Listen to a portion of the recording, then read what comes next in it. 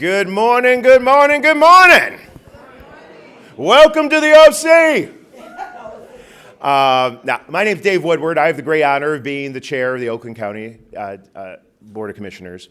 And I look forward to this event every year because it's not all the time that we get to gather with our peers across the region to have conversations about topical information of the moment, but more importantly, strengthen relationships to work together. My tenure on the board, some of my colleagues I've known forever, others more recent, but there's a common commitment to working together as a region to improve the lives of the people that call our counties home and create an environment for commerce and business and all the fruits of our regions have to offer. Today marks the 17th annual, I guess it's not always annual, but the 17th Tri-County Summit, and we're very happy to host it here in Oakland County. First started in 1998 to create a forum really to identify common issues, cooperative action between one of the largest regions in the country. Think about it for a minute, that we've got, between our three counties, we've got about 2,000 square miles. We've got a population that is larger collectively than about 20 states. And in those areas, we've got some of the most natural beauty. We've got some of the greatest education institutions. We've got economic commerce that we can build anything, engineer anything, create anything. This is the region that put America on wheels, and we are leaning into that even further. As I look to the future, as a young Gen Xer, I turned 50 in about a week. I remember a day in which technology didn't, the internet didn't exist. It wasn't part of our normal lives. And to see that transition and to see how technology has moved and how we as a government, local governments, county government has changed to adapt, how local communities have had to change to adapt, the opportunities and the challenges, and overall, and my colleagues are going to talk about it more broadly, we're going to tap into some of the issues that are creating the tension that technology brings. But I'm confident by the talent that's in this room, the leaders elected by the people across this region are up to the task to putting the appropriate guardrails on to protect our communities, protect individuals, and benefit from the opportunities that are presumably exist. I want to thank you to our sponsors for making the summit possible. I'd like to especially thank our gold sponsors, Raymond and Smart. So Raymond and Smart in the house, thank you very much. Give a round of applause.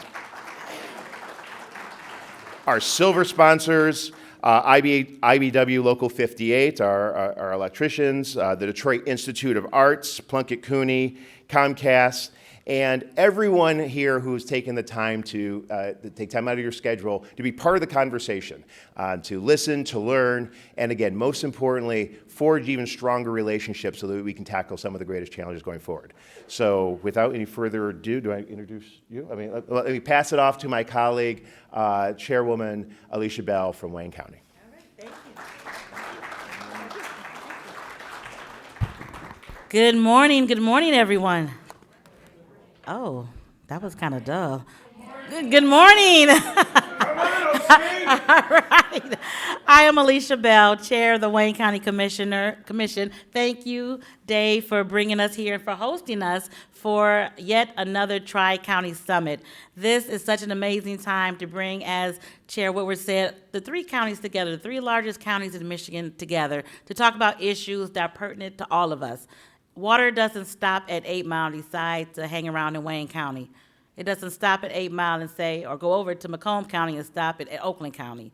These issues, water, data centers, environmental, are important to all of us and to all of our residents. So I am so happy that we're all here. So today is about collaboration, foresight, and fostering collective leadership across Wayne, Oakland, and Macomb counties. We are here to address some of the most pressing and complex issues shaping our region's future. From climate and environmental education to the benefits and impacts of data centers and the future of AI for local government, we must continue to strategize ways to work effectively together to improve and strengthen our region's approach to these shared issues.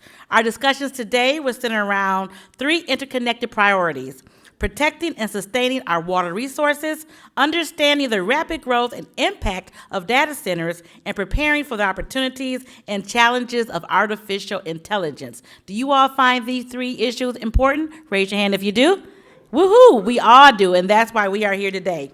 We begin with a critical conversation on clean water and climate education. This panel will explore how we safeguard the Great Lakes, strengthen environmental policy, and educate the next generation on sustainability. Water is just not a natural resource, it is the foundation of our public health, economy, and regional identity. Next, we're going to turn to data centers. Who's excited about data centers? Woo! These facilities are essential to our digital economy, but they also raise important questions about energy use, land use, and infrastructure demands and environmental impact. This discussion will help us better understand how we balance innovation with responsible planning. And lastly, artificial intelligence. We are on the forefront of AI. Who used ChatGPT for the last speech? Don't be shy. Okay, keep your hand down. From government operations to workforce development, AI presents both opportunities and challenges that demand thoughtful policy and ethical leadership. This panel will help us consider how counties can responsibly engage with and regulate emerging technologies. So this is going to be an insightful morning. I'm so glad so many of you are here. The Tri-County Summit, when Dave and I became chairs of our commissions in 2019, we want to bring it back. Don was the chair of Macomb County at the time, and we just really wanted to make sure that we were bringing all of our talents and skills together to empower our residents, empower our commissions, and make sure that we are making the decisions that are going to be best for the residents of the Tri-County area of Michigan. So with that, I'm going to turn it over to Chair Joe from Macomb County. All right.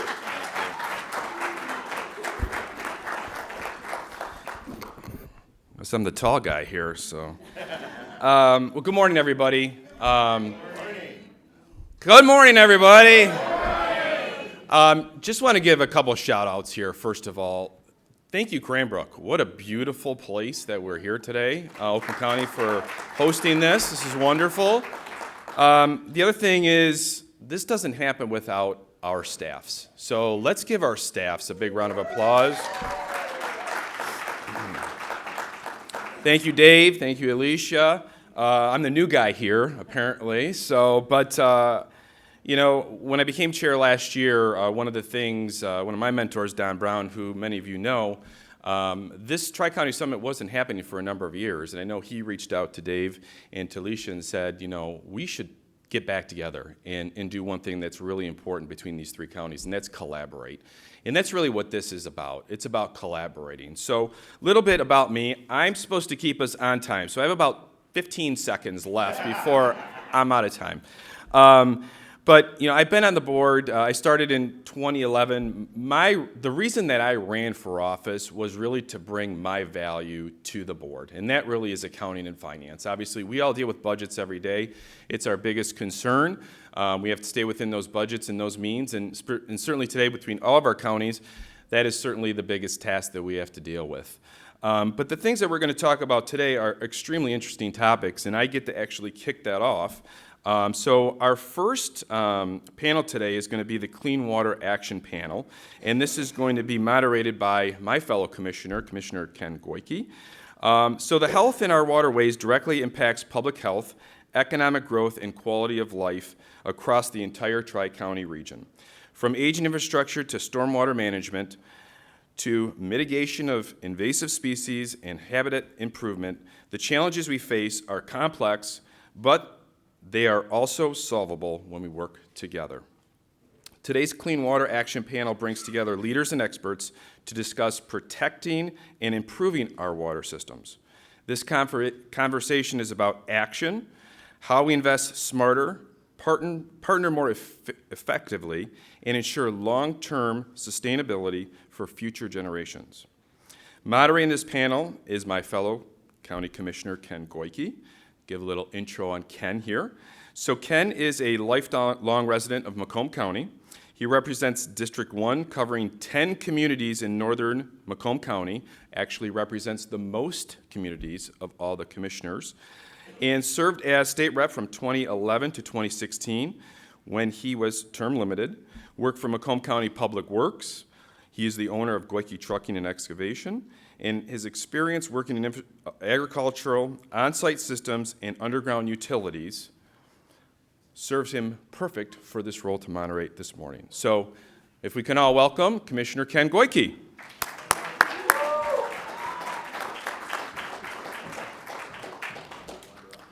Thank you very much, Joe, and thank you everyone for being here. And this is absolutely in my wheelhouse. So we all want clean water. And prior to, I actually had a nickname because I used to be president of the Michigan Septic Tank Association, so I was King S. So we'll just keep it polite. But also working on the latest, one of my bills I was very proud of to get done was also working about getting more of the county drains and being able to be utilized with cleaning without having to pull as many permits and still doing it the proper way, which has been very helpful to all the rural communities.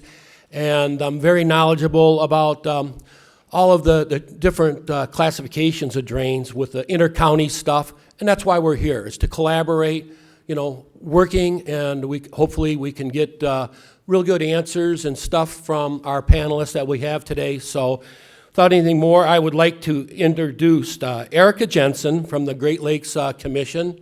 If Erika would like to come up here, and she'll be on the panel. Great Lakes Commission, they work with the other states and actually with Ontario on our major waterways. You got to remember that we have 20% of the Earth's fresh water that she's working with, and Candace Miller used to be on that commission as well. So our next panelist from our state will be Philip Roos. Is that the proper way to say it, I hope? And he's from Eagle. Philip. There he is. Did I blow your name bad? No, that's all right. You can call me Phil. Okay, Phil. Roos. Okay, thank you. Eagle is in charge of a lot of the stuff, so he should be an excellent person as well on the panel for technical questions and to see in which direction that we're heading to and what we've done in the past and what mistakes we've made and which way we can go forward. And our third person on the panel will be Mike Shriberg from the University of Michigan. So thank you, Mike. Let's give them all a round of applause for taking a busy time.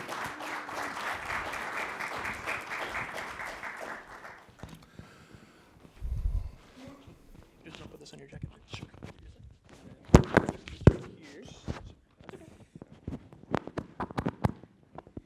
Thank you. There you go.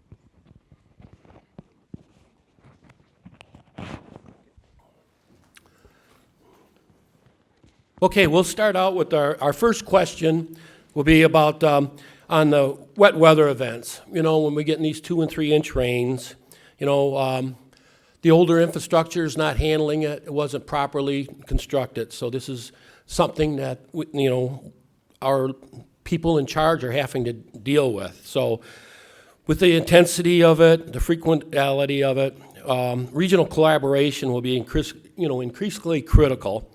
So stormwater does not adhere to the jurisdiction so that we have different, areas to go through. The upstream, downstream, mostly it's a downstream problem, but having the upstream fixing stuff and all working together. So how should our local governments approach this challenge from regional perspectives to develop coordinated solutions that reduce the risk and benefits for the whole broader area, as a benefit? Anybody want to take it up, or you want me to pick you? Egel? You're in charge. I'm in charge? Okay. Let's go to the beer garden. All right, let's put it to you, Phil. I think Eagle has a big stake in this. I mean, with the things that are being done, just in Macomb, like getting the extra money for the combined sewer stuff, sending that to, Macomb County helping us, thank you.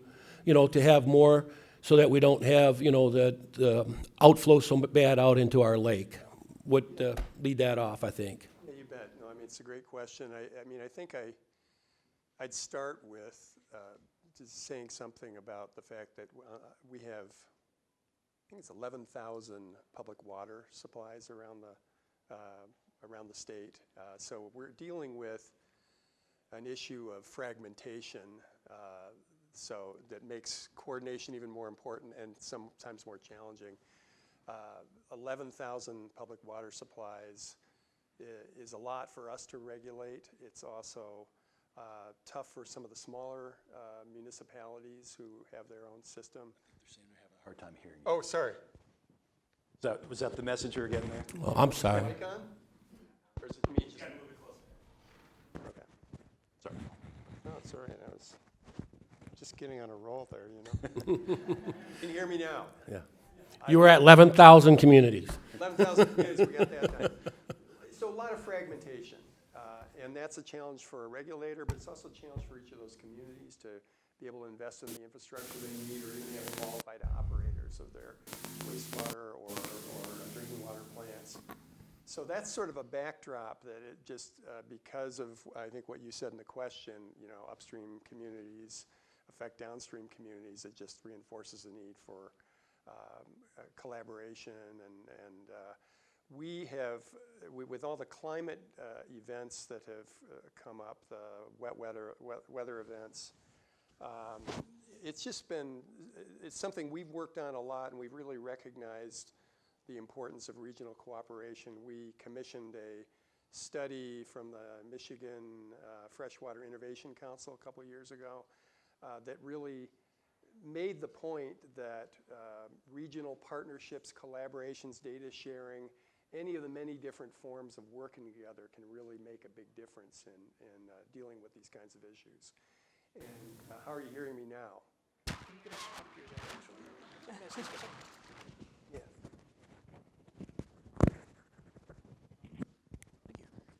Like this. Sorry. We're the guinea pigs as the first panelist. Make sure everything's working.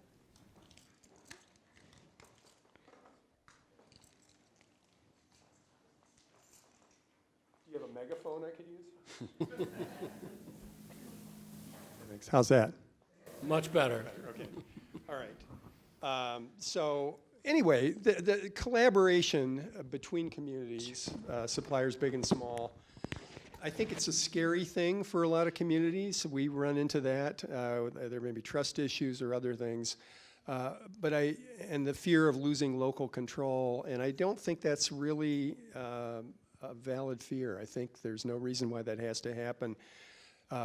Collaborations between communities can take a lot of different forms. It can be just informal partnerships or sharing infrastructure investments, or it can be all on regionalization. But we have to do more of it because of that fragmentation.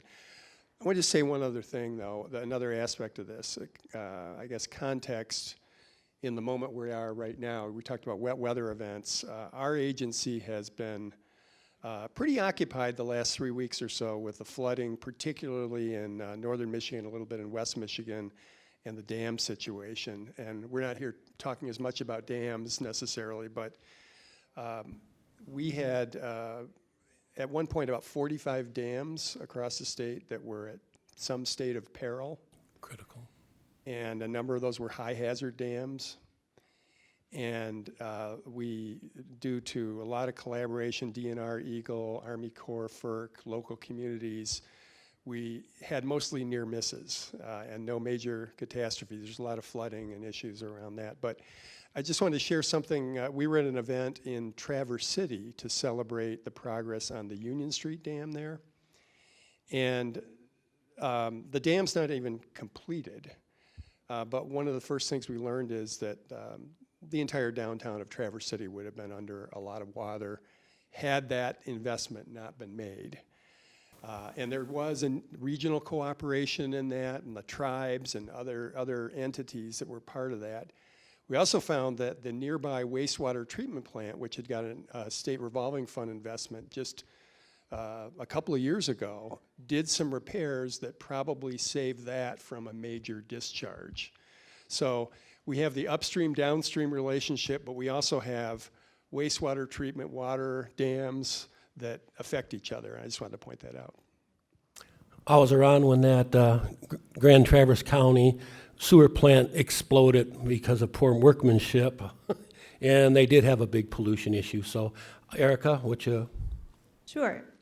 So I would say, in terms of building relationships and working across communities, forums like this one that you guys are already doing are a great opportunity to build those relationships and start thinking about what can we learn from our neighboring communities, but also how can we partner together to leverage resources and start thinking about how we manage water at a watershed scale instead of just thinking about the creek or the drain that's in my backyard, but how does that connect to the river that goes through multiple counties that then ends up in Lake Michigan or Lake Huron or Lake Erie.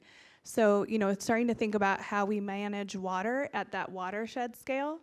And then also taking advantage, the commission offers, one of the things we do is provide forums and opportunities to share lessons learned, best practices, experiences, and try to transfer knowledge, not just within states, but across state lines, across the entire Great Lakes region. So last year we relaunched the Great Lakes Stormwater Collaborative, which is looking at green infrastructure, but also traditional infrastructure and best practices and approaches for managing stormwater across the region and trying to facilitate those opportunities for knowledge transfer, sharing lessons learned. So we've done a webinar series already where we've had communities come and talk about practices that have worked for them in different approaches. So taking advantage, I think, of those kinds of forums is helpful to kind of broaden and learn from what others have tried and been successful at or tried and been unsuccessful at. So that's just what I would add. How about the you, director's Mike? Comments. Sure. I mean, first on the premise of the question, let's recognize that wet weather events are going to become and are becoming more frequent and intense. We're living through it right now, as Phil was talking about, and so we absolutely have to prepare for that. And I guess just building off what my colleagues up here are saying, there's no shortcut to collaboration, and it's a great question for this forum because this is a great example of collaboration. And if we stick with the theme of dam management, I'll just talk for my local watershed, which is the Huron River watershed. Step one there was actually getting the dam managers in a network, right? Because we've got private dams, we've got public dams, and the simple coordination mechanisms. There's nothing regulatory behind that. There is nothing mandatory behind that. But actually getting people in communication, like some of the nuts and bolts of just making sure that they had the contact information so that you can manage dams up and down.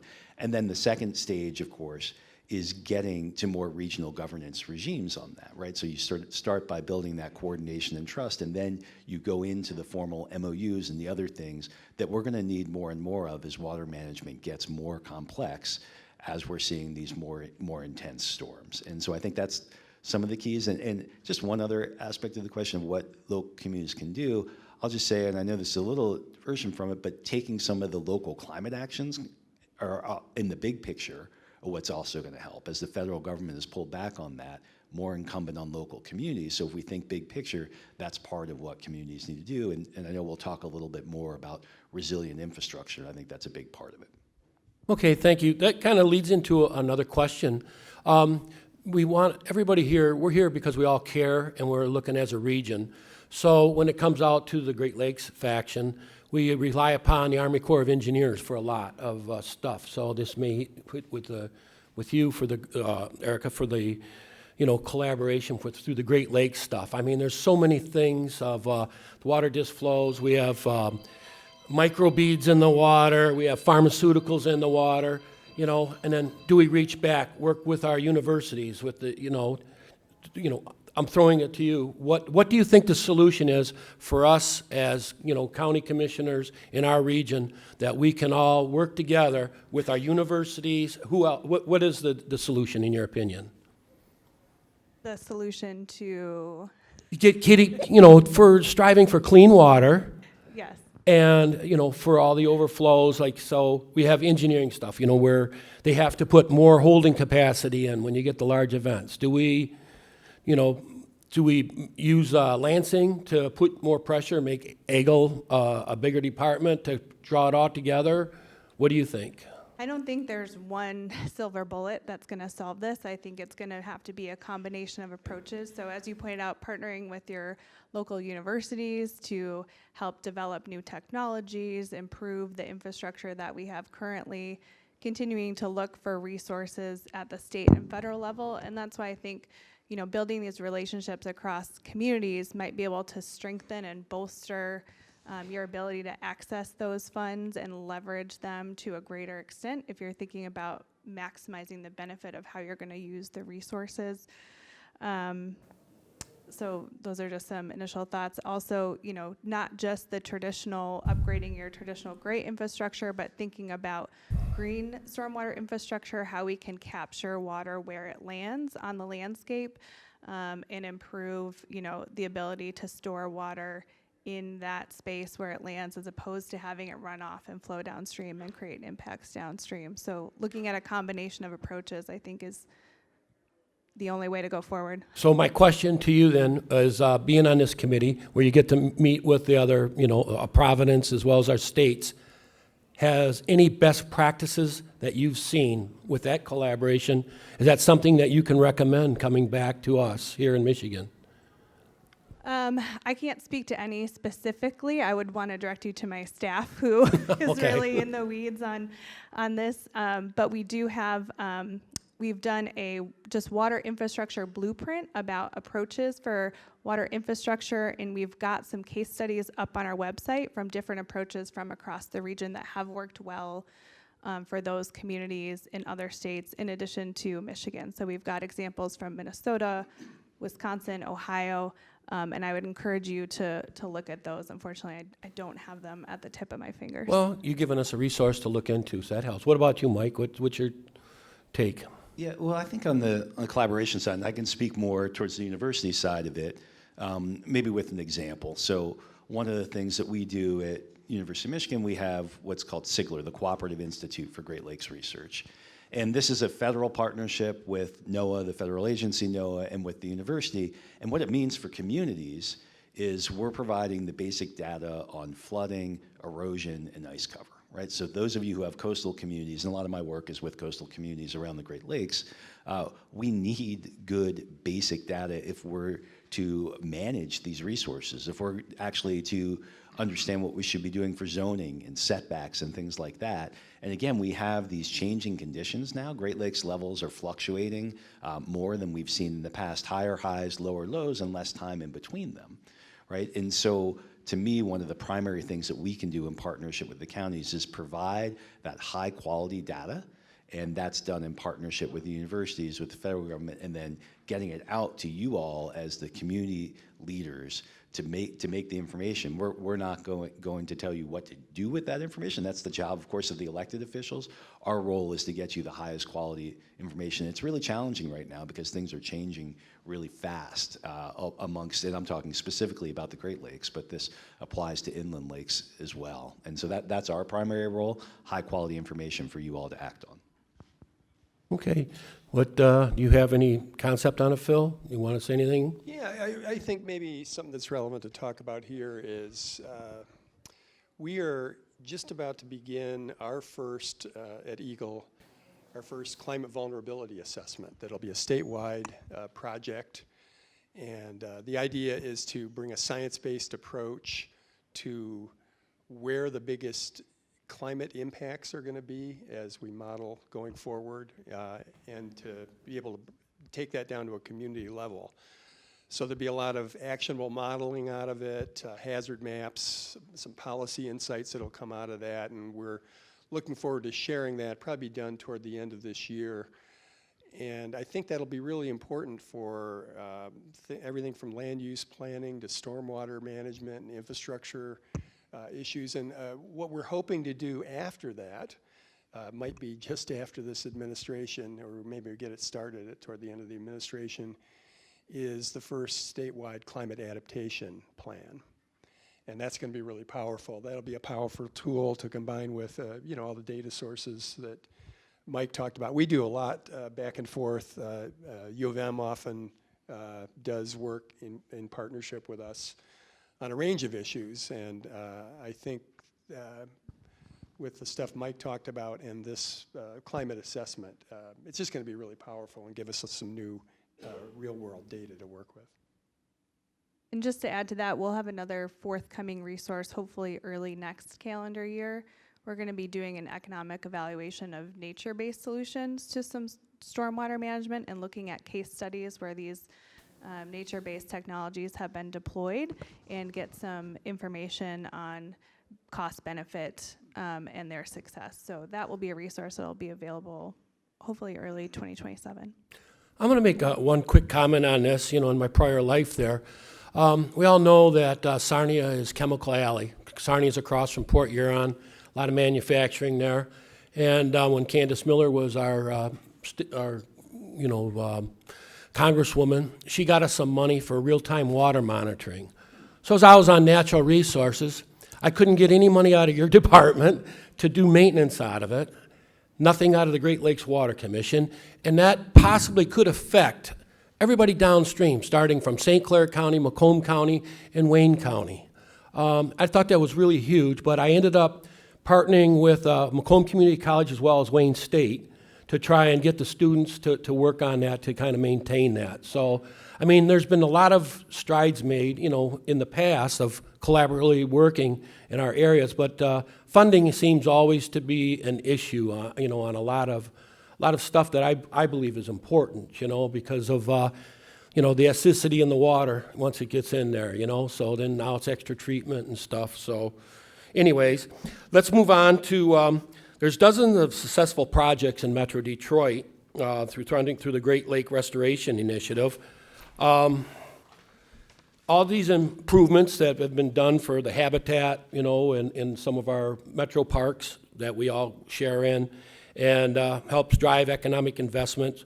Can you speak to the success of these programs and maybe some of the failures, and how our three counties help to enhance and continue this, vital initiative in Southeast Michigan? Go ahead. You're I got the mic here. Yeah, it don't matter. Whoever. Well, you know what? We started out with you. We'll start with Mike on this one, or unless you want to pass it to Phil. Yeah, I defer. Well, whatever. Sure. And I was excited to see this one in particular because I actually just finished a study of how the Great Lakes Restoration Initiative came to be and what it teaches us for communities, right? So I, with 5 grad students, we interviewed 82 different people, all these different things to say. This is just to place this for a minute. Every region is jealous of the Great Lakes Restoration Initiative, right? It's known as the most successful conservation initiative in the country. I think sometimes we, sitting here in the middle of it, we can actually not realize just how important it is. I spend a lot of my time, talking with folks in Congress, and they're hearing from other folks, how do we get this? So that's why we did this analysis, and it's also, I would say, not to be too sort of glib about it, but maybe one of the last bastions of true bipartisanism in Congress. This is as supported on both sides of the aisle as you'll get. So it's what's the secret sauce here? And I think this can apply at the local level too. It's a few different things. One is leveraging the culture and regional identity of water. We sit in the middle of the world's largest surface freshwater, and that is our regional and cultural identity to such a big degree. It's also what brings people together. And that's the kind of, this forum, again, is a great example of that, but that carrying through to projects on the ground. 2 is kind of the diversity of allies that can be brought to bear on water projects. So the GLRI, Great Lakes Restoration Initiative, got done because it was a partnership between the Council of Great Lakes Industries, the Great Lakes Commission, and all the other commissions, the nonprofits. At the time, I was working at the National Wildlife Federation. I was sitting right next to the big industry players, and we were all speaking from the same playbook. And that clear and compelling message was really important on that. And, you know, finally, and I think most important for here, intense coordination both within and between government. That's how these projects get done, and that's how we've had billions of dollars of restoration that's touched every community, certainly every county, every congressional district, and darn near every community in Michigan because of that. And as the local leaders, I think the best thing that can be done right now is to tell those stories of success. I mean, every year this funding tends to be threatened, right? And it's not because people are against it, it's just because there's always other priorities. So telling those success stories, reaching out, obviously, to the congressional representatives on that, and showing the impacts on the ground of these projects are what keeps it going, and that's kind of part of the special sauce. So, sorry, Phil, I wanted to take that one first because it's just right up my alley because we finished that study like 3 weeks ago. You are the Great Lakes, Mike. Nicely done. Me? Yes, go ahead, Phil. Yeah, I can't, that was brilliant, and I can't put a big enough exclamation point behind Mike's initial statement that this is one of the most successful environmental programs in our country, something to that effect. We have tons of examples. I'm not sure I can report a lot of bad news about this program.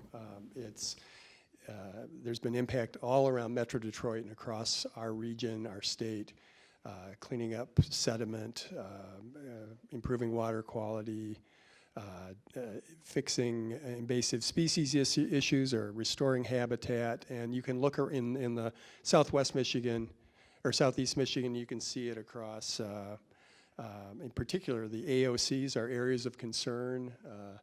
St. Clair River, River Raisin, St. Mary's River, and now the Lower Rouge River project. We're past the kind of evaluation phase, assessment phase, and ready to really go to work on that. And if I go outside of our region, this year we took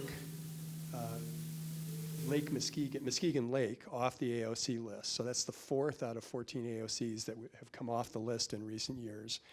And it's just really, really exciting. So there's a bunch of environmental impact, but one of the things I've realized in this position as I've looked at the work of our agency and environmental work in general is there's usually a big economic benefit if you clean up a site, if you restore habitat, or any of the other things that we've been talking about.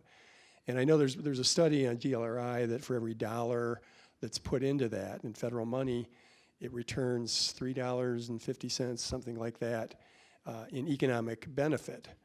And it's kind of a multiplier effect too. Then you have new recreation opportunities that spring up. You have communities get built that had left or were impaired.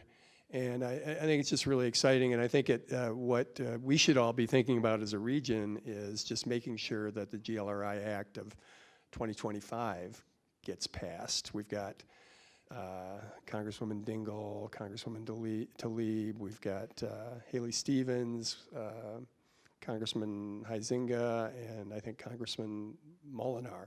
Again, a bipartisan effort behind this. And we need to make sure we have that sustained funding because it's making a big difference, and we need it for this region. Yeah, so second to everything Mr. Shriberg and Director Roos shared, and double yes to telling the story of the successes in your communities, the work that's going on, and how that is benefiting your communities, especially to your Congress folks. So when they're in the district, bringing them out to see the sites, to see what you've done, but also to share what more work still is needed. And so just to mention the study that Director Roos mentioned about the every dollar investment returns over $3 in economic activity was a study that was partnered between the Great Lakes Commission and the University of Michigan. And we are now doing an update to that study that we just started this year. So that study was initially released about 8 years ago at this point. So we're doing an update to that. A portion of that was doing case studies on some of the communities across the region. There was one, I think, in almost every state. 2 in Michigan. We did Muskegon and Detroit as local case studies of the benefit to a more local area. So we'll be looking to update that Detroit case study this year.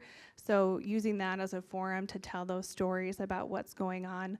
But again, the work that's left to be done. So we've seen great success in cleaning up areas of concern, in preventing invasive species like invasive carp from getting into the region. But a lot of the early years on GLRI was kind of the low-hanging fruit, the stuff that we had a plan for, we knew how to get done, and now we're getting to the more complex issues and the more complex areas of concern to clean up. These are really expensive cleanup and complicated cleanup projects, and so that investment needs to continue so that we can keep the success going on that, but also thinking about how we leverage GLRI funding with other federal funding opportunities, and I think communities have an opportunity to do this. So one of the things GLRI doesn't address is water infrastructure and SRF funding. So how can communities think holistically about the federal investments that are coming in for infrastructure, for environmental restoration, for watershed protection through Section 319? How can you think about all of those pots of money and how they work together so that you're leveraging one for the other program and you have a sort of broader restoration economic development plan in mind? And I think actually the state of Michigan has done this really well over in Benton Harbor and Ox Creek, and pairing a lot of programs together to do a broader community revitalization effort. So I think that's a good example of how this could work. Well, thank you very much on that, but I want to put more pinpointed. It's all great because this does improve our water quality, what we're just talking about. But for somebody like myself, I would like to see infrastructure. We need to get rid of our combined sewers. Is there any way that we, have departments? If you take care of that first, it takes care of a lot of, when we get our CSOs, going out into our bigger waters. Shouldn't we be taking and pushing more of an investment there? And I'm not opposed to making, the stuff that we're leading the nation in, it sounds like, which is something, a feather on our hat. But am I on the wrong track personally? Or this is what I think regionally that would help a lot. For you, Phil? Yeah, certainly a preference would be to eliminate some of the combined sewer systems. The price tag on that would dwarf everything else we're talking about. And I think we have supported that in our SRF in key areas, but also I think the bigger issue, if you're talking about overflows, is sewer overflows, sanitary sewer overflows. That's what we really got to focus on, I think, in the near term, because that's where you have, rivers covered with things you don't want to see, and it's actually something that's more easy to control. So we've put a lot of emphasis on that. But yeah, you're right. Ongoing, there's the challenge with all these infrastructure issues is that the need is 4 or 5 times what we have been able through our state revolving fund or other sources to fund, and we still have made a big impact on the the water infrastructure of our state. So they're tough choices, and I think one of the things I was at another regional meeting a couple weeks ago. I think one of the things we got to think about as a region here is, are there 1 or 2 things that would make a big difference in the near term here that are affordable that we can find funding for? It's just a prioritization exercise, really. Get to the biggest impact with the money that's available. Thank you very much. So Erika touched on it, invasive species, Phragmites, the zebra mussels, the Asian carp. There's a lot of with this stuff coming in, it really threatens our blue economy. Some people don't realize, even as much as we want to complain about the Phragmites, they do help clean the water somewhat, but they're terrible. I mean, it's bad. If anybody doesn't know what a Phragmite is, it looks like a cattail. Instead of a hot dog at the end, it's a bush. And it's from Asia, and it is very, very bad, and as well as, the carp and everything else. So with our blue economy being very important in Michigan, what's being done to manage the invasive species? And we already know about all, and what can our local governments do to fight that at a local level. Who would like to take that lead on there? I mean, I can start. Okay. You know, Thanks, Phil. We have an invasive species unit, and you talked about Phragmites. I was over at Harson's Island not too long ago, and it's kind of beautiful from a distance until you realize it is, you know, there's no other life going on in these acre after acre that are plagued by Phragmites. That one's a really difficult one. I think for for things like Phragmites, we rely on integrated management strategies. Could be controlled burns, could be prescribed herbicides, a range of things. And importantly, as if you've ever, you know, you hear about neighborhoods where one person cuts down the Phragmites, that doesn't cut it. You know, it needs to be done in a, let's call it a micro-regional basis. Okay, still got the really, tubers. really thoughtfully. And if any of you are thinking about controlling your Phragmites, I'd suggest you take a look on our website, because some for species like that, some of that needs an EGLE permit, so good to know. For, you know, we have like the mussels, quagga and zebra mussels. It's a very different thing. It's much more about prevention and early response, because once those get into the system, you know, you're in trouble. I was on, have you guys, any of you seen the, I don't know if this is widely circulated, but I watched a video of the floor of one of our Great Lakes, and it's mile after mile after mile after mile of the mussels. So we can't, you know, go in there with machinery and start taking that out, or spread, you know, you know, some kind of poison. You got to get it before it happens. So things like, we've been working with our federal partners on things like advanced monitoring and detection methods, or boater education, things of that nature. In that area. So those are some of the things we're doing, but obviously I know we're here talking about regional cooperation, and that couldn't be more true in dealing with invasive species. You know, we're with the current situation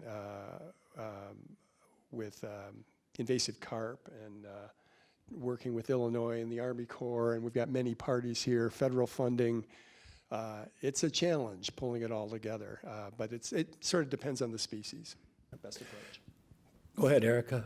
Yeah, I would say there's a lot of regional coordination that happens on aquatic invasive species. There's a forum called the Great Lakes Panel on Aquatic Nuisance Species that we facilitate that sets some prevention and control priorities. And some of that prevention, you know, largely happens at the state and federal level in terms of policies and regulations to prevent new species from coming in. But local communities play a really strong role in education, so that prevention of spread and introduction, early detection. So you're the first line if something is introduced into a waterway, to detect that and report it to the state. And facilitating response and control. So if something is found, being able to go in and act on that so it doesn't spread further. So I think communities are really key in that process. In terms of Phragmites specifically, we facilitate the Great Lakes Phragmites Collaborative, and we have an adaptive management framework that some of your communities, I think, are already participating in. We're trying to define the most effective methods for managing Phragmites on different landscapes. And we offer some small grants to communities to do management of Phragmites, and then get that data into our adaptive management model to help inform that model. So I think that funding opportunity just closed yesterday, unfortunately. But we also, on the prevention side, in terms of recreational boating and recreational water users, we also provide small grants for the annual Great Lakes AIS Landing Blitz event that the state of Michigan is a very active partner in. We provide grants to local communities to go to boat launches, marinas, et cetera, to provide educational materials on invasive species to help prevent that spread. So that's a region-wide event. We help coordinate it across all the states, the 2 provinces, hundreds of locations. It occurs 2 weeks every summer, right around 4th of July, prime time for going out on the water, as we all know. So we try to facilitate that and get some support to communities to help with that outreach, because it's very important, because our behavior really influences what happens with invasive species and what gets introduced and spread. So that education is tremendously important, and communities are in the front lines of being able to talk to their community members and be engaged in that work. Thank you very much, Erika. We're closing down on our time, so are there any questions in the audience? Yes, sir? Two quick questions. One on the 11,000 water supplies. How many of those are in the Tri-County area? And while we lead the nation in restoration, is there another state that gives us a good example for collaborating and trying to coordinate all those water supply systems? Yeah, great question. I don't know the exact number. I think I'm trying to figure out if it's less or more proportionally than the population of the area, but I don't really have the answer. But I'm sure it's in the thousands. There have been. I'm not really well versed in these, but I know I'm very active in ECOS, Environmental Council of the States. It's all the state directors, people, my counterparts around the country, and EPAs there, and we've had some presentations on different models. I'm thinking there was something in Kentucky that there are 2 or 3 states or cities where there's been real success there, and the models are there. I think the challenge is getting past the trust issues or the fear of losing sovereignty or control. And we've had discussions with a lot of different communities around the state on this, who really need and kind of want this, but it's will the voters support it? Will all of those kinds of issues. So it's a real education thing. I think that's what we've really got to work on. And also, I guess that it's not an all or nothing solution. It's not, give up, integrate your system with somebody else versus, remain independent. We've had communities that have begun to partner out of necessity. I can think of one recently where the water intake for one community was clogged up through the ice, and then another community provided water for them. And this seems like a pretty good idea. Why don't we be a backup for each other? So I'm hopeful for this, but there's a lot of education needed. Yes, sir? Thank you, Mr. Chair. Brendan Johnson, Rochester Hills, Auburn Hills. Don't worry, I hate it when other people do this too, but this is half a comment, half a question. And it's open for a lot of us. I think that there is obviously, I love the Tri-County Summit. I think that there is so much value in our 3 Metro Detroit counties coming together to talk about this kind of thing without Genesee, Livingston, Washtenaw, everyone else in the space too. But with an issue like this and dozens of other policy areas, to talk about it in a room without our partners in Windsor, Essex, I think is a pretty big opportunity for a blind spot. And I guess I would openly ask if we have something as heftily regional as water management on the docket, that we consider in the future inviting our partners in Windsor, Essex, because we cannot do this without them too. Well, quick answer to that. That's why Erika's here. That's a regional thing, and she's dealing with Ontario. They're part of that. Yeah, we have a partnership with the provinces of Ontario and Quebec. It can be challenging because the frameworks for a lot of this work are different in the U.S. and Canada, and the state's relationship to the federal government is different than the provincial relationship to the federal government in Canada. So the approaches can be a little bit different, but we do our best to share across that border as well. And then I would also offer there are frameworks like the Great Lakes Water Quality Agreement, the U.S. and Canada binational partnership on Great Lakes water that helps coordinate and facilitate those activities across the border as well. Yeah, Well, governors and premiers of the Great Lakes and St. Lawrence, that's another one that we're very active in. I know you guys are too, where these issues are talked about all the time in those kinds of forums. That's probably like 70,000 feet versus 30,000 feet here. Maybe. Well, we have other things to do, so I think this, for myself, this topic could go on for the whole. It's a great panel. Want to thank everybody for taking time out of their day. Let's give them a warm round of applause. Thank you very much. So with that being said, for the next panel, I would like to introduce Wayne County Commissioner Melissa Daub. So, thank you.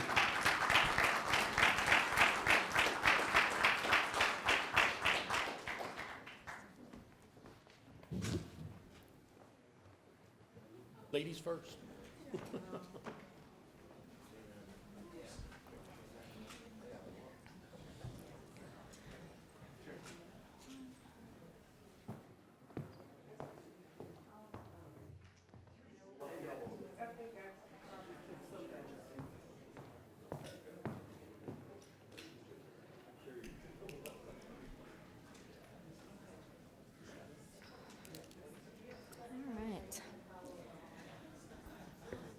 Okay, hi everyone. I'm going to ask my panelists to come on up when they're ready. I don't know where they are, and get mic'd up. Thank you.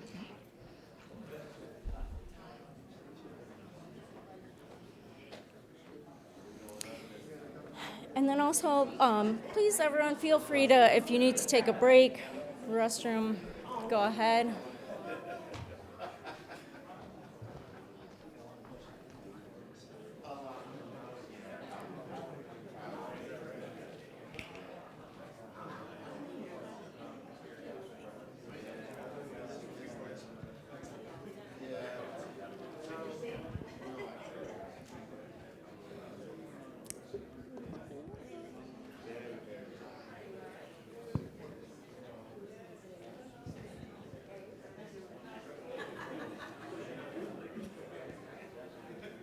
Hi Rita, how are you? See you.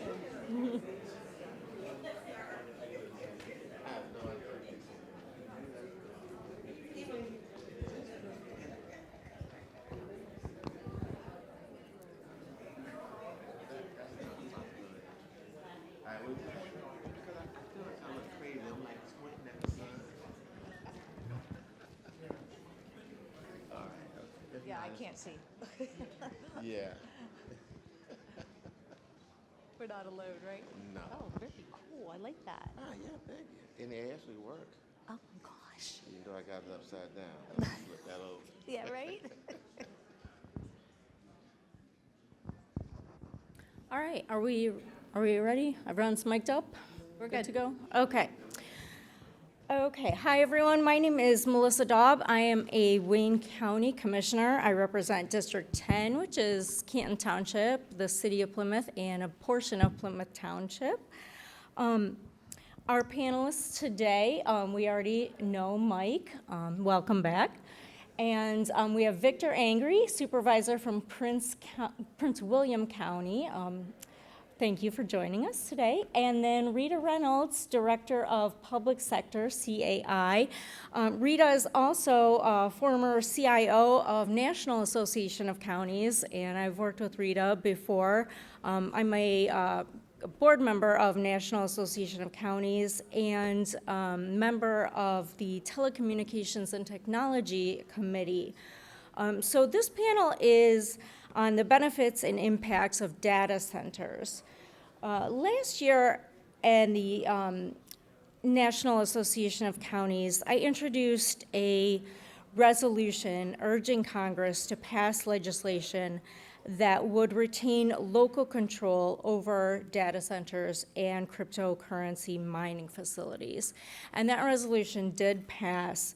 So it just goes to show that, you know, counties, local municipalities are looking at this issue right now. We want to retain local control, not saying that, you know, data centers are good or bad, but it's really important that local governments have that say in what goes on in their committees or in their communities about data centers. So we're going to get started with our panel today. And I know at least Wayne County, we don't have any zoning authority over data centers. And actually most counties in Michigan don't have that zoning authority. It falls to our local municipalities. However, counties do have often have close relationships with their local municipalities and their local governments. And data centers are often sold as these great economic projects. They're going to bring jobs to our communities. But how should local governments evaluate the true economic value of data centers for residents while accounting for the real demands that they place on energy, water, and infrastructure? And what conditions should be required to ensure long-term sustainability? Thank you. It sounds really loud to me up here, but if you, so whoever wants to take that question first. Sure, I can go. So first of all, thank you for having me. Pleasure to be here. And there's a lot to be said for partnerships. What was said earlier, even dependent on what the county role is in Michigan for data centers, still being actively involved, because your residents, your constituents are oftentimes looking at you or looking at the county as directly involved. And so the more that the elected officials and others within the county understand what's happening with the data centers and the proposed data centers, the better off you are. I will say, learning from others. Victor and I were talking about that earlier, and having be very close to Loudoun County in Virginia, which is the leader in number of data centers, knowing that, talking to other counties around them, other municipalities, and getting in front of the proposals together is critical, ensuring that the needs of the residents are being met. So the only other thing I want to add too is from a fiscal impact perspective, knowing and working with the localities that have the direct decision making to ask the question, have you done a fiscal impact study, or have you requested some sort of fiscal impact study? And doing that before the approvals. So I know there's a lot of other comments that I can add here, but I want to give Victor an opportunity as well. He's knee deep in it. Yeah, thank you, Rita. Thank you for that. And first, thank you for having me here. This is it's really cool. I'm learning more about your county structure. It's very different from Prince William County structure. So we do have zoning authority in Prince William County, so we're down boots on the ground for the county. Interesting, our challenge has been what you all are doing now. We've never did a tri-county initiative, and I feel if we'd have been working with Loudoun, Fairfax, and Prince William on the data center issue, we could have had a holistic, collaborative approach to really understand what I believe the true issue is. It's power, and it's how those power lines run through your county's localities, because that's going to happen. That's the issue. Whether or not you do anything, the next state over could, and you will find power lines running through some of your areas by eminent domain of your power. I don't know. We have Dominion Power, so I don't know who your power folks are here, but that's kind of an issue. But to answer your question, I think it's a full ledger approach when you talk about really the economic kind of benefits. And so that's the good and the bad. First is data centers do drive your revenue. So if you're interested in revenue, there it is right there. It's a revenue generator. And it is a tax relief for your residents. So, the goal in Prince William County was to take our commercial tax base up and lower our real estate tax on the citizens. Haven't quite got there yet, realize that we probably won't get there because homes are the biggest driver in the county, so we're probably never going to see that kind of change. Construction and operational jobs. Now, the construction job is where it's at. So your IBEW, I see you have them here, that creates a job for probably 15 years because a campus right now today is rather large. It's 3 to 5 buildings, and that takes a while to build out that infrastructure. So it creates a lot of construction jobs for a long time. At the end of all that, you don't have a lot of jobs that are permanent in the place. I won't say permanent because they probably are, but it's a small amount of jobs that are actually created once that center is built. So that's a good thing.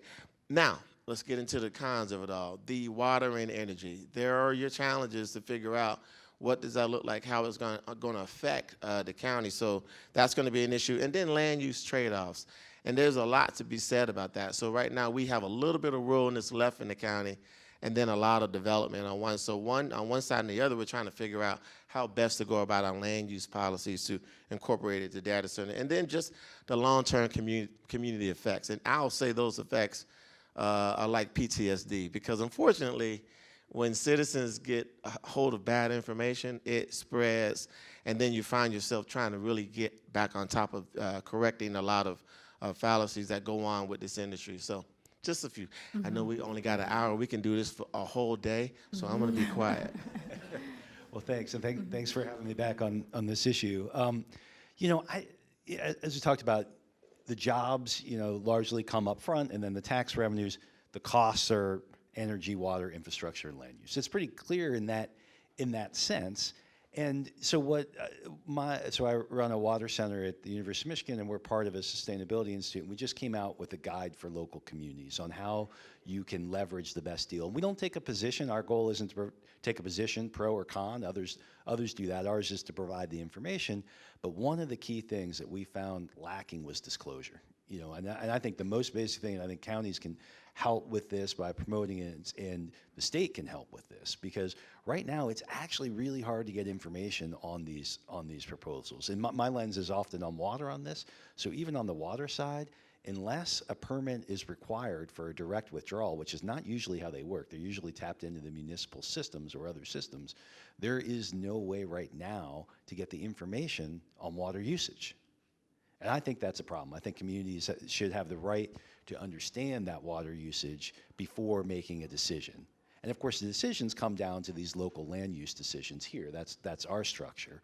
But actually having that disclosure, and of course, we can talk more about the energy impacts. I do think that's where you see some of the biggest impacts. And one of the things, when we're talking about the economic cost, I want to put up right up front is there is a trade-off with water and energy technology on this, right?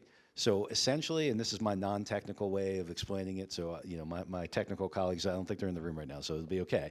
But like, you have to cool these things, right? And the most energy efficient way is essentially to flood them with water, evaporative cooling, right? But you use enormous amounts of water doing that.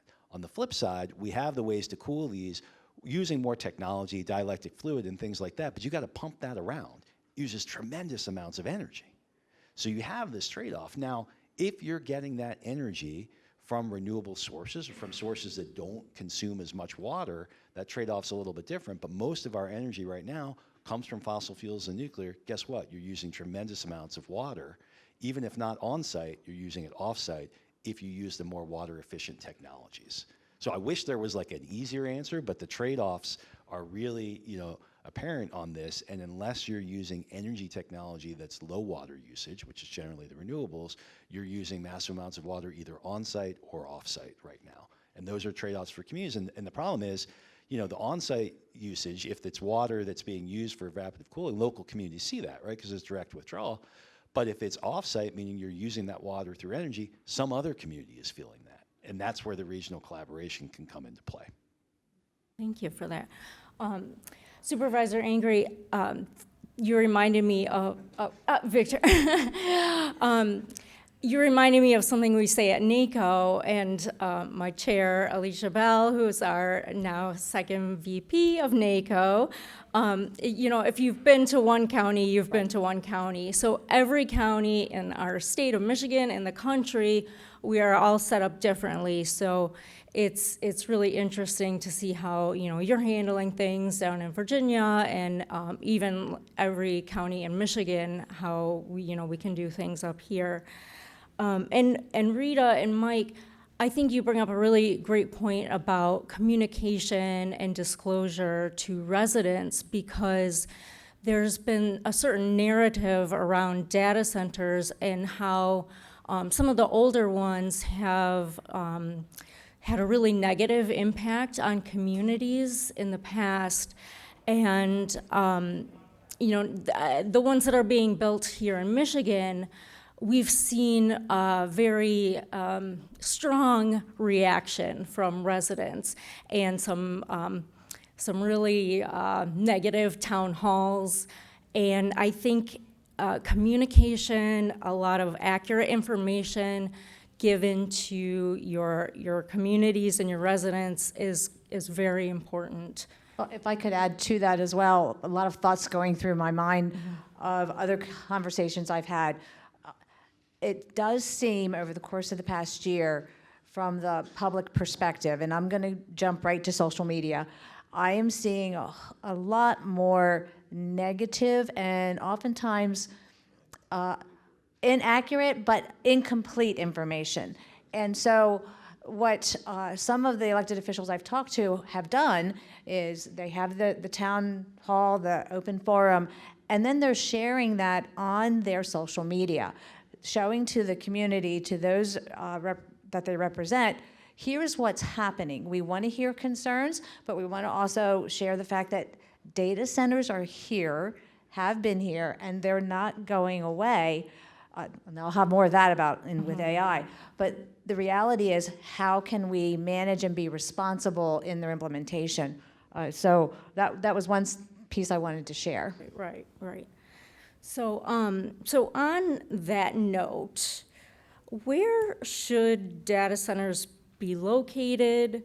Where should they not be located? And how should zoning and land use policies evolve to protect communities from long-term impacts like noise, heat, and industrial clustering? I really wanted to jump in first on that. Okay, go ahead. Because we've got a whole lot of experience. But we probably should have learned from Loudoun County, again, because we never had a tri-county summit to discuss these things. I would literally reach out to the chair, Phyllis Randall, over there to find out her growing pains. What would you do different if you could do this all over again? That's what I asked her, right? Before you go into that, could you tell us a little bit about Loudoun County for those who don't know? Yes, so Loudoun County is the richest county in the world. We'll stop there. They are ground zero for data centers in an area called Leesburg, and basically it is the ground zero for really where the internet started. And back in the early days of the internet starting, it was about latency and who could be close to the start of it all. So basically, all the buildings started growing. But then fiber came in, and the speed sped up, and so latency is no longer an issue. So you're starting to see data centers kind of pop up everywhere, and really because of fiber. But Loudoun, they're the hub to really. They got over 100 data centers, and they're the hub that started this whole thing. Now they got more going on in the county. They're a pretty large board, but I think when it comes to data centers, that's what you want to know about Loudoun, which logically meant Prince William County as bordering neighbors would be next. We really started. I'm sorry, I'm kind of getting off, but I'm gonna jump because I do that. I can't stick to the script. Plus, I can't see any of y'all. I'm all blinded up here. But we had a problem when Dominion came in and eminent domain a large parcel of northern Prince William County to run power lines through to feed what we call Loudoun County's beast. Because their beast was they needed more power for their data centers, and they ran the power straight through the county to feed them. So logically meant, well, wait a minute, they're going to do this anyway. We should probably be taking advantage of this infrastructure, because there's a question in here, I'm kind of jumping ahead, that says where should they be, well, actually said where should they be located? And that's where infrastructure really currently already exists in your localities. We use infrastructure and building because we didn't want to just cut down the forest because a power line ran through it to build a data center. But when we looked at where infrastructure and facilities existed, it became a problem with being too close to schools, being too close to communities, being too close to parks. And now you got to look at a whole new process of what you're going to do there. So, is that good? I don't know. I could go on for days, and I don't want to eat up all the time because we. No, you're fine. Does anyone want to add to that? Sure. I think there's sort of a technical answer, I think, which is like, where do you want them? It's best if they're on brownfields that are already zoned for this, with excess water and energy infrastructure. That's also a little bit of magical thinking. Like, let's be honest about how they go, right? So, is there an ideal scenario? Yes, but what's happening in practice? Actually, a little show of hands. Did anyone else see the article in the New York Times this morning about data centers in Michigan and how they're blowing up our politics?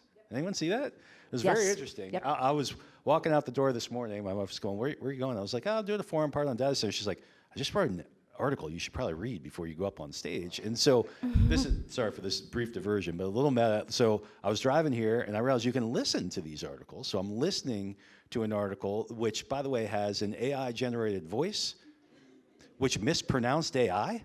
It took me a minute to A1. Yes, I was like, what are we talking about here? So it was like a meta moment driving here on this. But sorry for that diversion. But the point of that article is that, wherever you're putting it, it's blowing. This was specifically about the politics, and it was saying essentially Democrats and Republicans equally hate data centers being located in their backyards, which isn't such a surprising finding for those of us in the environmental field. It's like, who wants industrial facilities in their backyards? People generally don't. But it is interesting. It shows that the actual siting, of course, which is often in these rural areas, the problem is often doesn't have that infrastructure. So as we were just hearing, you're building the electrical infrastructure and the water infrastructure in particular, and of course you've got different land uses. That's largely what we're seeing here, not exclusively, because there's so many proposals, but many of them are not cited in that sort of ideal way that I was talking about. So I have a few things to add, if I may. First of all, you've seen one county, you've seen one county. If you've seen one region, you've seen one region. And when it gets to power supply, water supply, they're all different. And what I see, for example, I've lived outside Harrisburg, Pennsylvania. I went to college, oh gosh, I'm telling my age now. Anyone remember TMI and the near nuclear meltdown? So Microsoft has now commissioned and signed a contract to turn that into a hypercenter. And if you've flown into Harrisburg, you fly right over those towers and there's a nice long river of water there. So there's access to the water supply. That doesn't mean that's the full equation. It gets to how are you handling the water repurposing and what type of water are they using in the data centers and what are they doing with it afterwards. Having all of that in writing in the contract before the development starts is really critical. The other thing is, maybe not in the 3 counties here, but if you have rural areas, they may still be in need of high-speed internet. And so if a data center is coming in, then they're going to need fiber, and they should be paying for the fiber. So that is a benefit to the community, and that goes in the plus column. The other thing, and I think you alluded to it, Loudoun County has said that what they would have done differently, and they have rectified it, is ending what's called by right approval. And that means in most of your zoning and the ordinances, there's certain things that they don't have to go before the Planning Commission or the commissioners or supervisors. They can just go ahead and start the proposal and submit it, and it's accepted. And that is a piece everybody should be looking at to make sure that data center proposals cannot just come in without that full review. Yeah. Do you want to add something, Victor? Go ahead. Could I please? Absolutely. Yeah. So we call it an overlay district. So if you're thinking about data centers, please do not create an overlay district, because that overlay district basically accelerates the process of how we bring them into the county. So then they start getting special favors, I won't say favors, but special processes from our land use office, our economic development come in. And what we had identified them as a targeted industry. And so they had a lot of exclusions to come in. What happened over the years is it became basically by right. And by right, it's just, they can come in because it was in the overlay district. We're working our way out of that district now. My recommendation, anybody that's thinking about a data center, is just get your one campus and call it a day. What happens with the by right, it turns into a wildfire, because the biggest problem is land. Data centers will buy land at millions of dollars. I think Loudoun's land now is at $3 million an acre. Prince William's at $1.5 million an acre. And if you have 10 acres, logically, people want to sell to a data center, which unlogically, the county's not buying that anymore. But back in the days, that's what happened. So you started to see things pop up because data centers were going to buy their land, and they got out rich, and then we're left trying to figure out how to zone, build, and do all the rest of this stuff. So just lessons learned. And one other thing I would like to add too, on the noise perspective, this gets to continual learning, continual education, technology's changing. I'm part of an MIT forum, and the new technologies coming out for the generators and the equipment are addressing some of that noise concern. It's the backup generators I'm not sure they've addressed yet. So knowing what's current and knowing the type of technology that they're building the data center on in the infrastructure is important. That doesn't mean everyone here has to be an expert. That's where you really have to partner, but partner with outside entities that are skilled in evaluating data centers and that are independent of the data center. Could I ask about decommissioning? How can counties or municipalities protect their communities with coming up with a decommissioning plan for data centers? Can I say, anyone have a mall that's empty? Okay. That is a really important point. I'm glad you mentioned that. I actually have it in my notes. Ahead of signing, ahead of approval, what is the decommissioning plan? And are they putting the funds made available through escrow or some sort of security so that they can carry through on the decommissioning?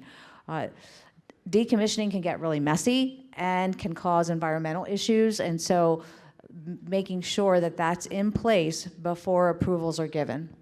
Yeah. And I will simply say that we haven't solved that problem yet on decommissioning. Hate to use the analogy, but we're right now on this bridge and trying to get to that bridge. And so we're in discussions of it with our zoning and land use office, but we have so many other kind of decommissioning issues that we're trying to figure out right now. But the good news is that we know this is a issue or potentially an issue. We don't know how long data centers are going to be around and what the information flow is going to be next. So we're trying to get to a point where we can not get ahead of it, but understand it more. Yeah, I just agree with all that, and I just think, maybe to state the obvious, the technology could change so much that these become obsolete far sooner than we think. Right? And what we do know is that the companies will change. You know, companies, those mega companies building it, many of them weren't in existence or anywhere near this size, you know, a decade ago, 5 years ago, et cetera. So I'll just say getting that in writing and in escrow. I think of it like I do more work in sort of the energy arena on this, and what you need for oil and gas drilling wells and coal mine wells is you have to have those funds in escrow, and that's actually a much more stable industry, I think, by comparison, but there's still problems with decommissioning. So if those, it's not just the agreement in place, but the actual funding in escrow in place, or it's not going to be worthwhile for the community. Okay, great, thank you. So kind of pivoting a little bit, what baseline environmental and water use safeguards should be required before approving new data centers? And how can governments balance those protections with accelerating digital infrastructure demand?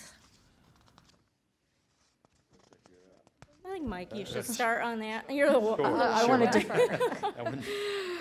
Well, you know, I mean, generally, so I'll go to sort of our guide on this, right? So the most environmentally friendly data centers, you use water and energy efficient equipment within it, right? So within the structure, and it's critically important because of the scale, are powered by sources that have low water use and reduced emissions, right? So the power source matters. Thoughtful site selection, as we were talking about, you know, that's something you can't take back, and you avoid important habitats and sensitive lands. And then the fourth point is what we just talked about, the committing to decommissioning.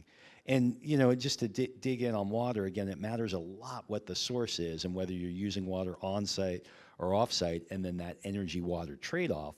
What governments can do is get those commitments up front, working into the zoning. The zoning's the leverage here, right? If there is leverage, it's within that. I would say, and this is my opinion, but unfortunately there's not much leverage in our state laws. There's nothing in the federal laws, right? And they're not set up for this type of development yet. And I don't have faith that we'll get to the right regulatory structure before we're already far down this path, but before we're even farther down this path. So I hate to say, we're getting calls from local governments pretty much daily at the institute where I'm at, begging and pleading for help, right? And it's going to remain at that local level. So empowering those local communities, and as the county level, it's of course working with those communities to get those safeguards up front, really as part of the zoning process, is probably the best leverage point for it. So to add to some of that, and I'll take a different tack here in a minute, Microsoft has data center principles. If you search for that, however you want to search for it. And the principles include gold standards with LEED certification, not just industry standard, but going above and beyond. And that, of course, from the LEED perspective, is keeping the environment in mind and being responsible. So I wanted to point that out. The other thing, too, is knowing what the water impact is going to be, and your utilities, water utilities are generally a good source of that information, not relying on the developer or the whoever's representing the data center coming in to give you that information. On the other piece of it is cybersecurity. Our water infrastructure is at risk, 100%, when it comes to cyber attacks. And so when I have conversations with folks about cyber protection in general and good cyber hygiene, as we call it, no one thinks about utilities or water authorities or any of the what I call the peripheral authorities. Oftentimes they are so vulnerable because the technology is a little bit behind where we are industry-wide or United States-wide. And so if the water supply itself may not be affected, but the technology running it could go down. And so knowing what the impact is there from the data center perspective, this gets to what are your backup processes if something happens to the water supply. You don't know, and you don't have to have the answer, they do. And then you need to validate the answer as well to make sure it's doable. So, I don't know if you all know this or how Michigan is set up, but Virginia is a Dillon rule state. So when it comes to a lot of the environmental or laws that we would need, or ordinances we want to put in place, if we don't have it already, Richmond has to write that for us or create it for us, which is also a double-edged sword, because if citizens don't get what they want from us, then they run to Richmond and complain to Richmond and have them write a bill that basically ties our hands. To your point about local government and authority at the local level, that's our challenge in Virginia right now, that we're fighting to maintain a lot of local authority because of issues like this. But to answer your question, and I'm going to just read here because my SMEs put this together for me, my subject matter experts. Water use disclosure, cooling technology disclosure, preference for closed loop or air-cooled systems where feasible, stormwater standards, tree preservation or replacement, screening and landscaping, full cutoff lighting, noise limits, including low-frequency mechanical noise, generator testing rules, emissions compliance. Just a list of things that we have written into our processes of approving data centers and trying to modify what we currently have already in inventory. Mm-hmm. Can I add just one quick thing, which is, and I haven't seen this done yet, but I've seen it written about, an organization called Rewiring America, which does a lot of work in the energy sector, with some pieces that saying, energy centers or data centers have big energy demand. Well, what's the cheapest way to meet energy demand? It's through energy efficiency and conservation. And so the idea is, could the data centers, instead of acquiring their own energy, can they pay for others to use less energy? So can they pay, for example, to put heat pumps in every home in the community? Can they pay for other businesses to do that? Because if you think about it, it's cheaper, right? We're talking 3 or 4 cents per kilowatt hour as opposed to whatever the rate they're paying. And then you have a direct community benefit, and it frees up the energy access for them. So again, I've seen this more in concept, and it's attractive to me because it's logical. Now it's messier, right? If you're a data center, it's easier, like from a structural standpoint, to acquire that energy than to buy down somebody else's. But I just think with this transformation time, we have to think about these creative solutions that can go to win-wins, because data centers are happening. It's not that this train's not going to get stopped. I say to my activist friends, maybe an individual one will, but in the scheme of things, these are happening. We're all using them. I told you, I was using it while driving here to, an article, right? But can we search for these win-wins on the environment? And that struck me as a particularly creative one.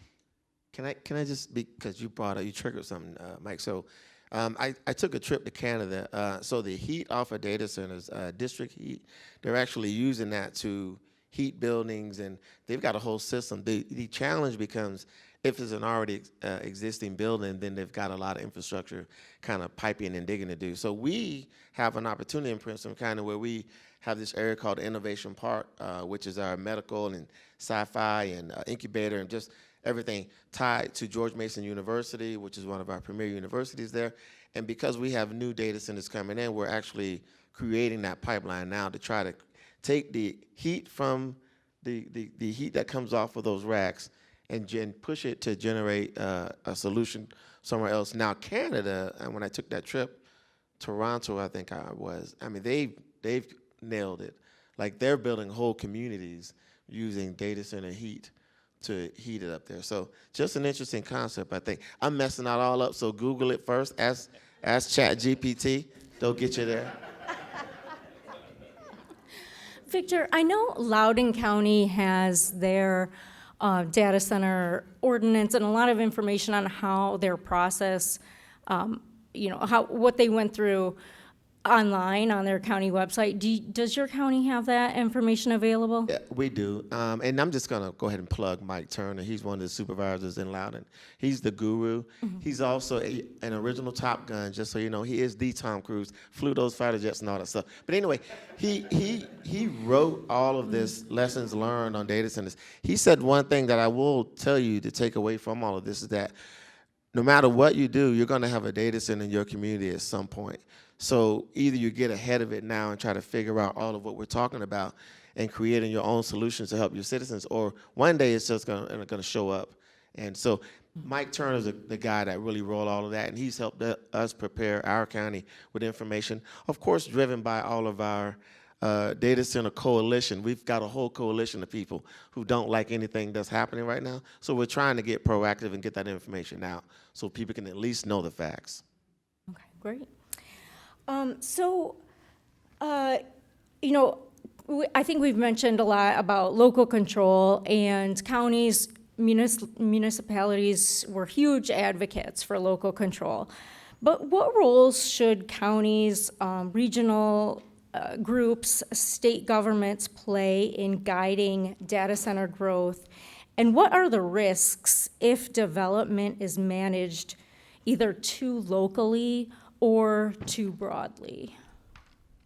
It's a double-edged sword, right? Mm-hmm. So first of all, from a national level, and I was going to say this earlier, you have NACO, you have the National Association of Counties, and under the Transportation and Telecommunications, and also there's three different committees.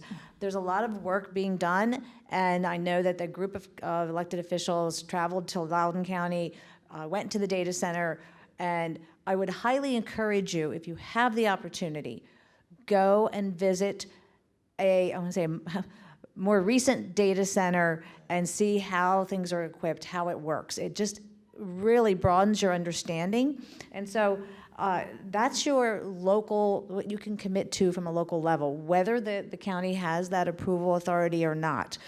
The other thing that I would say is, I've said it earlier, being transparent with your residents, and also be front and center. Doesn't mean that you're in charge necessarily, but you're collaborating, you're working with the other entities, and then in turn, you can be a better advocate at the state level and at the national level. State legislation across the board there's a number of moratoriums being put in place temporarily, and then some are being vetoed. Maine, I think it was Maine that just vetoed the legislation that would have put a moratorium on there because they didn't address one specific data center that from a political perspective, the higher ups were really interested in seeing go through. So you're going to run into politics at the state and at the federal level, but being able to represent your community, your voice needs to be heard. Another good example of that is in Pennsylvania, my home state. Governor Shapiro introduced what are called grid standards back in February, and their Public Utility Commission is actually involved in parts of that to ensure responsibility with data center installations or implementations. And one of the important parts of that is that it is not going to raise the utility costs that you all pay as consumers. And so there's some specifics in there I would encourage you to take a look at. So if you try and control it too locally, you're going to miss some things. If the state controls it, it's not going away, but it could hinder progress if the moratoriums are for a longer period of time. We're coming to rely on AI incredibly for a number of reasons, and we need the compute power. We need the data centers. So I'll stop there. Yeah, I'm just going to ditto everything you just said. I will just say at the state level and in our delegation in Richmond, we got to have a better working relationship. Now, I'm just speaking for Virginia. I don't know how your relationship is. But when it comes to this topic of data centers, people run on that to get in office. Unfortunately, they're not talking to local electeds about what they're running on. And so oftentimes the two don't cross, and it just creates a more challenging situation where you're trying to do the right thing, get solutions. So if you can work better or just have relationships when it comes to this topic, that people are really interacting back and forth and not just making it a political statement to get in office and then fight you every step of the way on something that they're not really read in on. Because to experience this and be a part of the whole process, boots on the ground, I call it, those are the people you want to be talking to. Definitely.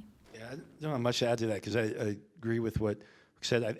I do think the balance or the responsibility is too much at the local level right now, and I think the state and the federal government have left the local level without the tools to empower them to make the decisions. This is back to what I was saying before, and things like disclosure and some of those things that should be mandatory across communities is where we need to go now. That's not, I don't think anything should take away the rights for local communities to make decisions, but right now the tools to make those decisions are not accessible to most communities, and that's where I see the state role in particular. Okay. All right, so this is going to be my plug for everyone to get involved with the Michigan Association of Counties and the National Association of Counties. And we do have the executive director of MAC here. I see him in the back, Steve Curry, and you'll hear from Steve and Dina at 12:20 today. And then also for NACO, our second VP, Alisha Bell, is here, so you can talk to her at the lunch break, or me, I'm on the board. So, make your voice heard. It's really important on this issue and so many other issues for counties. So our next question, actually, I have a question that's not on the script, but is there any legislation, either at the state or federal level, that should be on our radar regarding data centers that you're aware of? Kind of just threw Give me a that at second, you. 'cause I got Yeah. two. But I gotta go dig in. Oh, okay, yeah, great. our governor just approved a couple that I think are pretty relevant, and I just need to find out where that is. Where is that? I'll give one resource on this.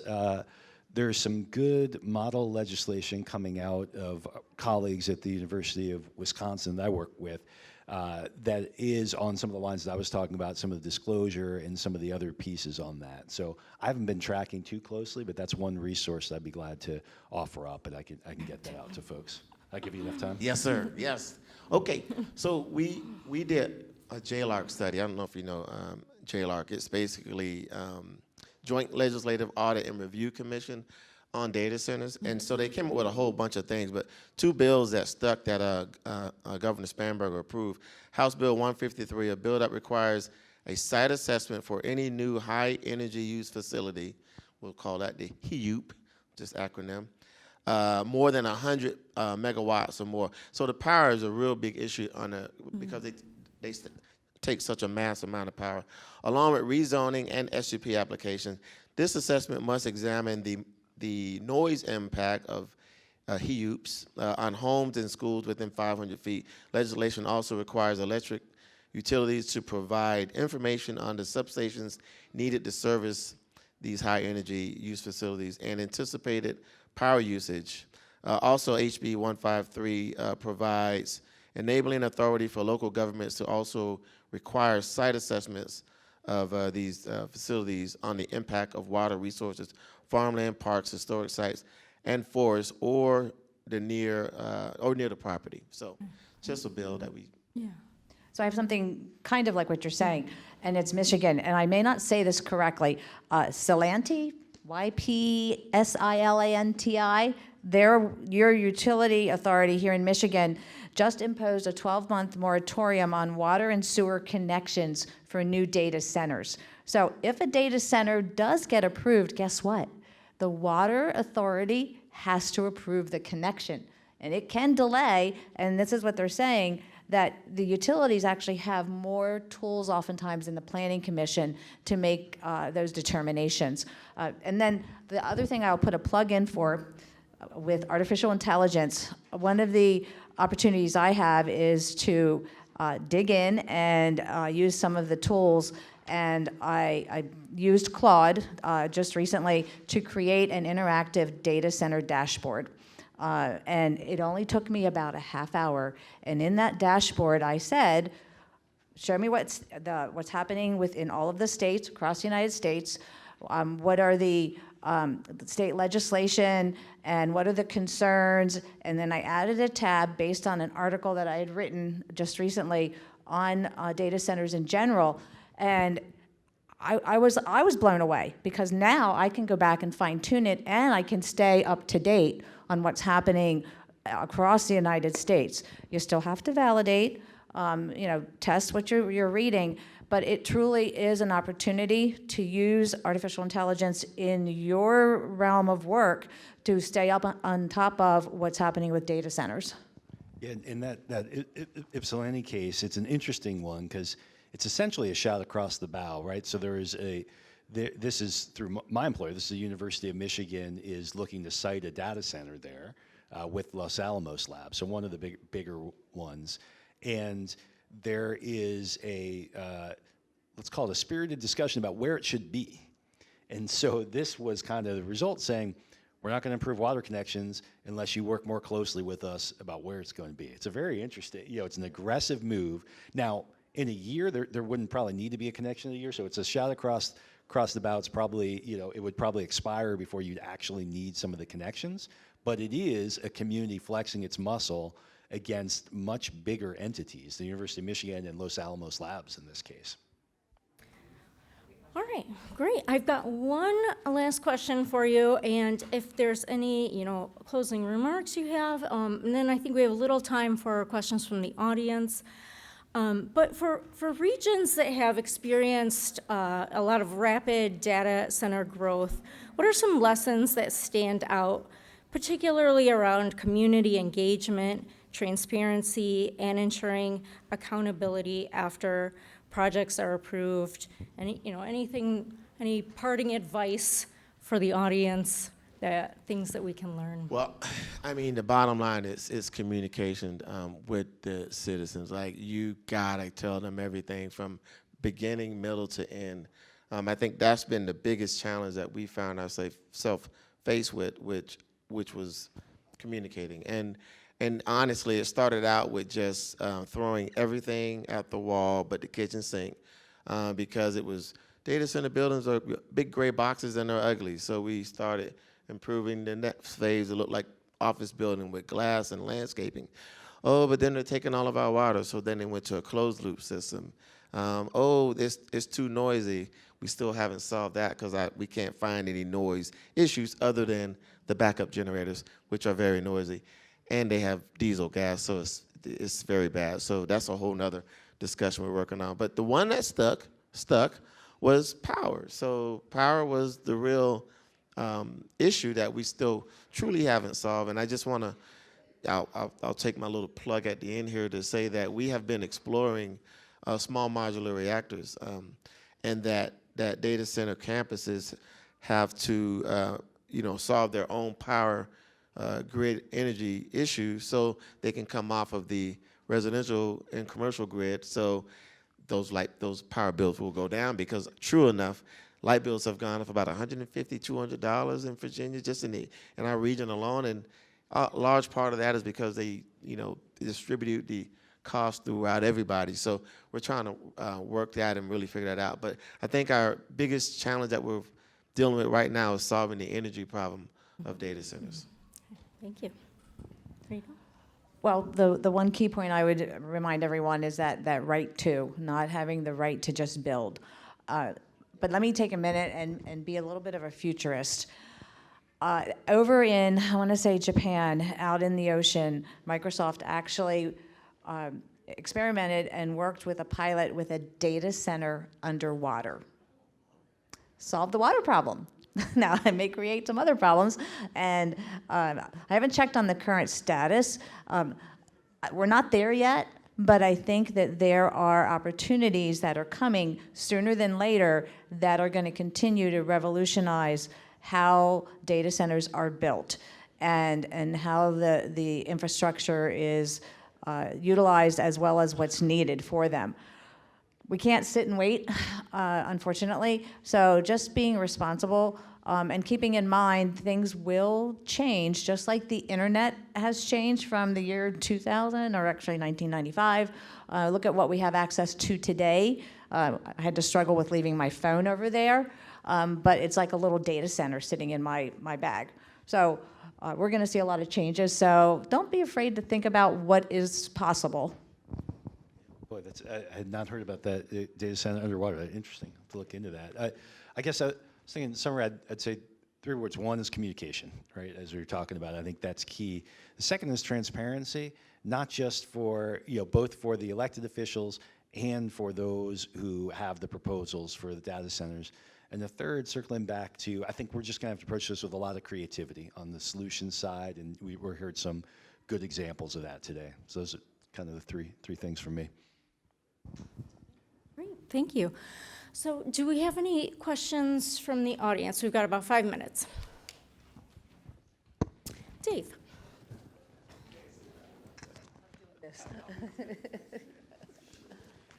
I really appreciate all of you, because this is a conversation happening in our county, all of our counties. And often where these data centers get set up are in areas that are often the least resourced. They don't have the expertise. So you've got supervisors, that's also the person who answers the phone. And I guess, are there any models around the country, based on your experience, that has, where counties might be able to play a role, where, a county like ours might have some more resources to help support our local communities to get the resources, to do the economic impact, to pull all the expertise that's, represented here on this panel, to give, to help them have the tools and how to evaluate these things. And that's a compelling message that's coming through. And I know if I go to some of these smaller townships that where these things are popping up, they just don't have the actual money, or frankly the personnel to help manage the evaluation side from the public's perspective. Well, if I could lead on that for just a minute, I wanted to mention Pew Research Center just put out a study. Most new data centers in the U.S. are coming to rural areas. So to your point, the numbers, statistics, 67 of planned data centers are in rural areas, and 39% of planned data centers are in counties that currently don't have any. So to your point, you're absolutely right. And I wanted to share that because even if you're in a rural area, you can still read, you can still do research. And I know I keep plugging AI, but if you don't understand what it's saying, go into the generative AI tool and say, please explain this to me. I am not a technology person. And oftentimes, more often than not, you're going to get a better explanation there. So that is one thing that I would say is a resource regardless of what size your municipality is.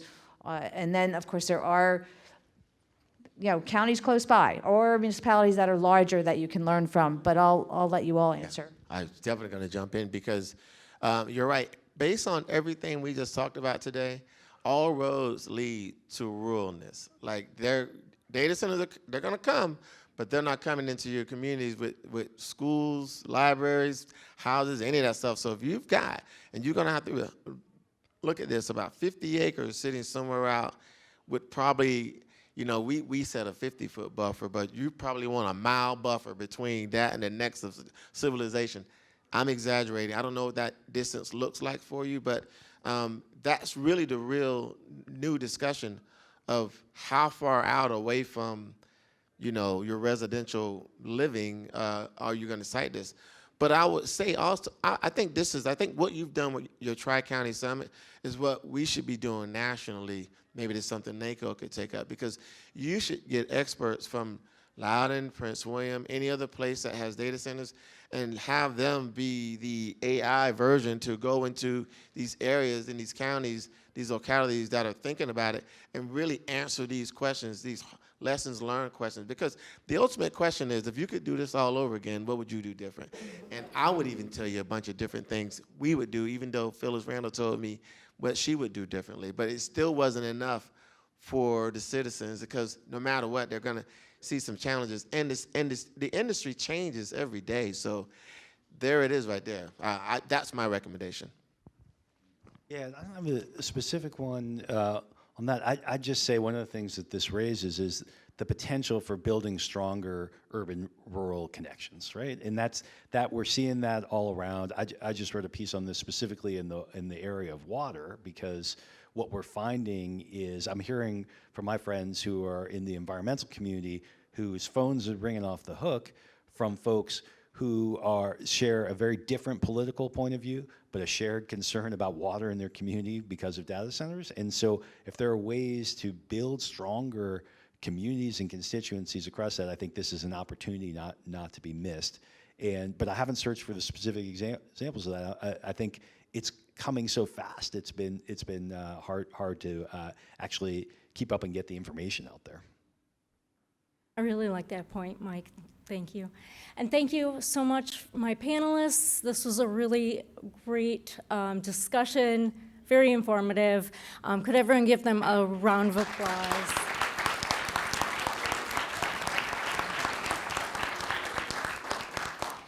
And now I'd like to introduce Oakland County Commissioner Yolanda Smith-Charles. She was elected to the Board of Commissioners in 2020 and represents District 17, which includes Lathrop Village and Oak Park, Royal Oak Township, and portions of Southfield. Commissioner Smith-Charles is the chair of the Economic Development and Infrastructure Committee and vice chair of the Coordinating Zoning Committee.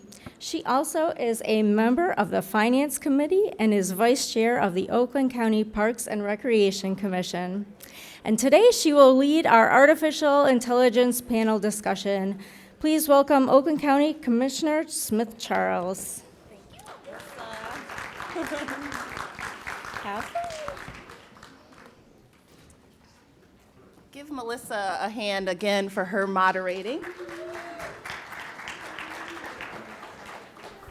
Melissa's my NACO buddy, so it's always good to see her.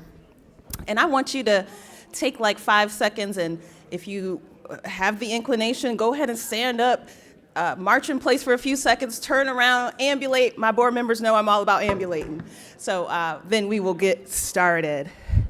I decided to stay up here. All right. As was mentioned, my name is Yolanda Smith-Charles. I'm Oakland County Commissioner representing District 17, and I'm beyond honored to be moderating this very interesting topic about one of my favorite things, which is artificial intelligence. It's also such a point of pride that I get to be up here with Miss Rita Reynolds. Rita doesn't know it, but she's my own version of a hero.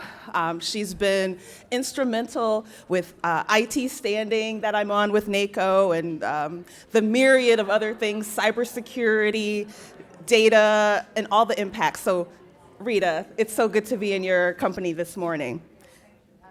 Yes, and I won't relate the same things that were said before about Rita. You can read about her in the program. Also up here with us is Miss Molly Kleinman, Doctor, Ph.D., who is the Managing Director of the Science, Technology, and Public Policy Program. Say that 5 times fast. At the University of Michigan. Go Blue. Any Go Blues in here? Okay. And Molly, you can read about her as well. And everyone who knows me knows I love women in STEM and STEAM. And so really appreciate you being here today, Molly, as well. All right, without further ado, as I tried to do a little back of the napkin research sitting here, I realized none of my devices work. Anyone else? Anyone else having device trouble? I've got LTE. I'm seeing letters on here I haven't seen before. 5GE, if someone could Google that and let me know what that means. So it's present, it's real, it's right now. And so I want to start a little bit different organization of the questions by starting off with a good one here about prohibition with AI. So ladies, what would you recommend prohibiting AI from doing, considering the environment that we're in with regards to the county? We're talking biometric identification, decision-making recommendations, agentic access to protected data. So as a baseline, what should we be prohibiting AI from doing? I mean, I can get us started with this. I think part of the challenge is that AI has really become a marketing term. And so it's not enough to say, oh, yes AI or no AI. You really need to understand, is this a thing that's been around for 20 years, but now we're calling it AI because we can charge more? Or is it a thing that's genuinely untested, that we know has some serious problems? So I think everything you listed in that question, decision-making, biometrics, agentic tools, these are all ones I have some pretty serious concerns about, each one for different reasons. The biometric tools have real privacy and civil rights concerns.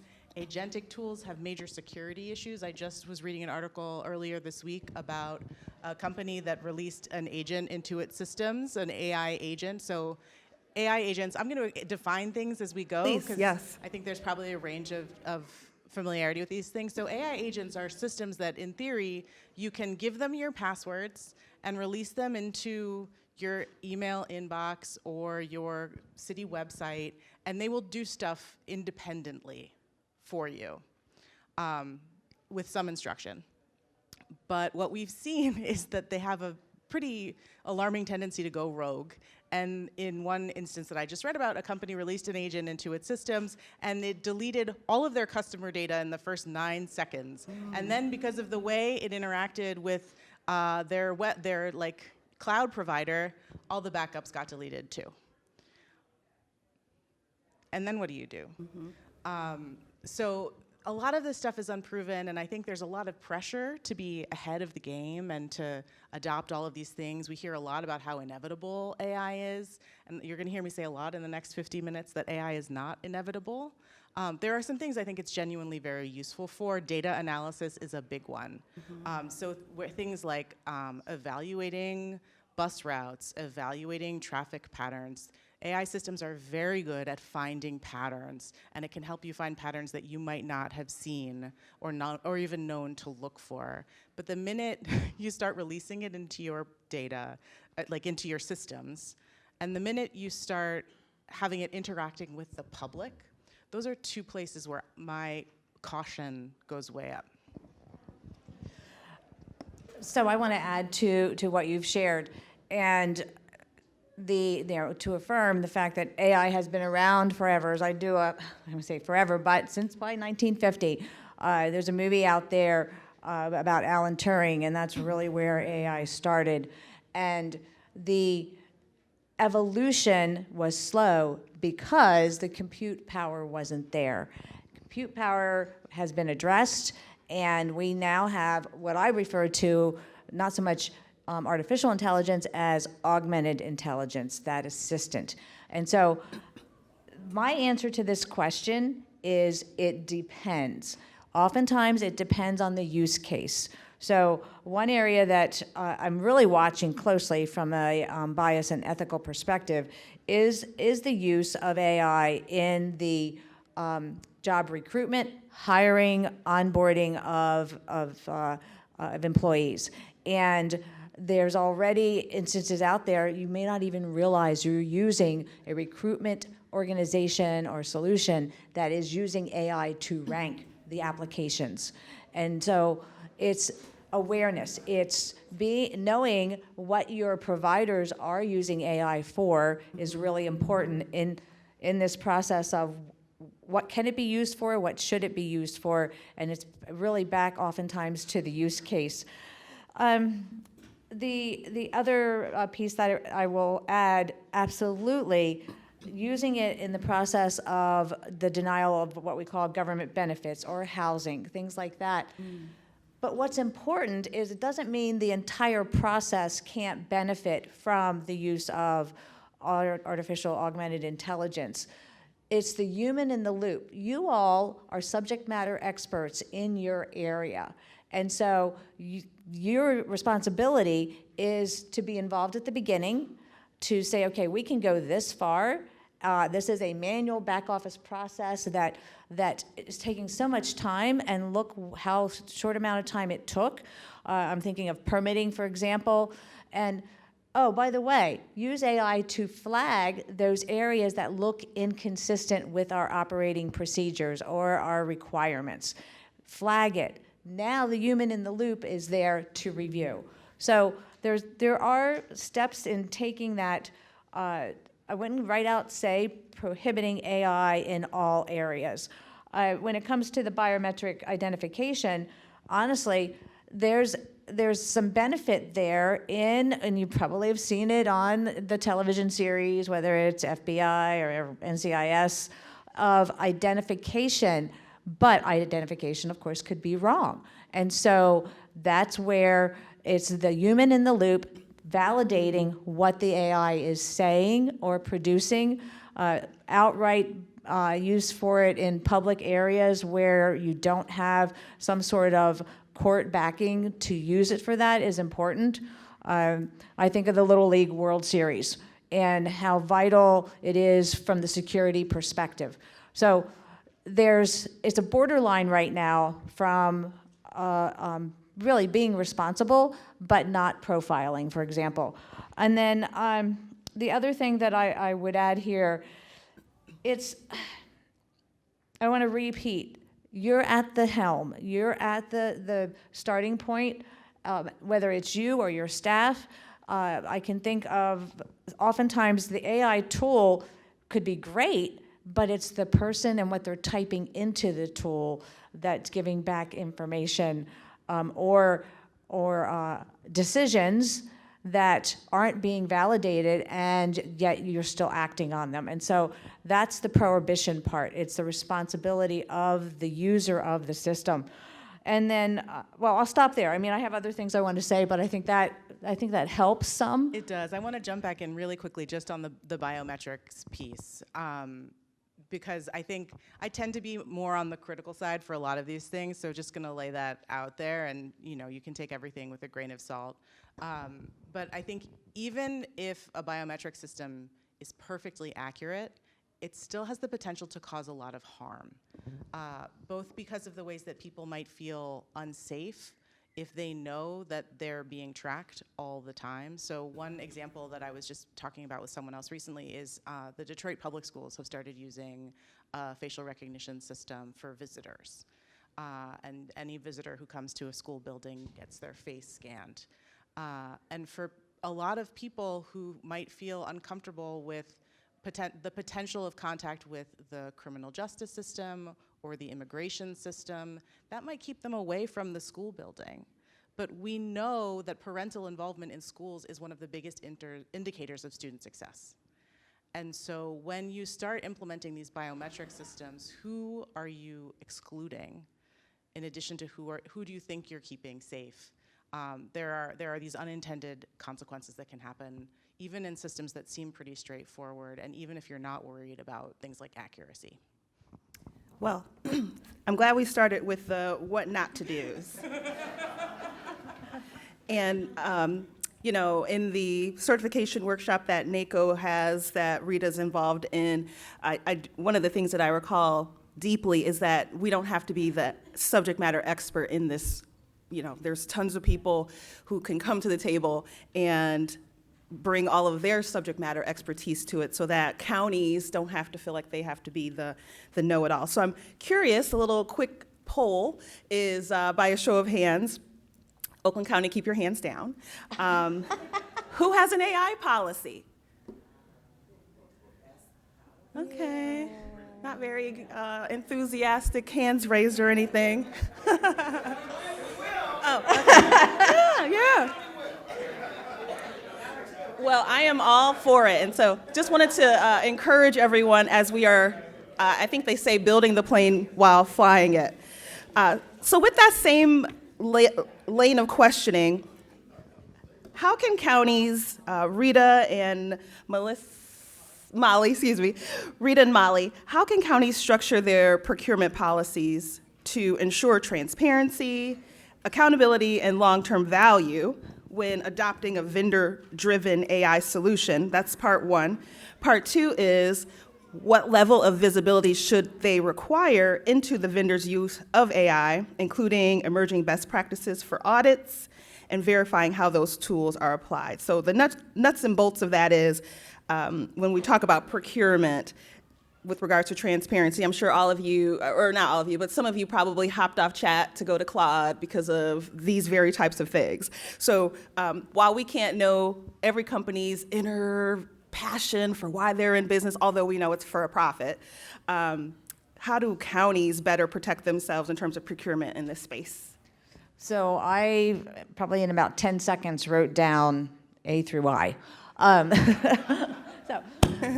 these are questions that some of it, hopefully your procurement folks are already asking in general with other software procurements. So asking, what certifications do you have? There's, I'm going to use some terms here. There's the federal FedRAMP, as we call it. There's GovRAMP, which is more at the state level. SOC 2, Type 2. I mean, those are specific certifications that all of those solution providers should have.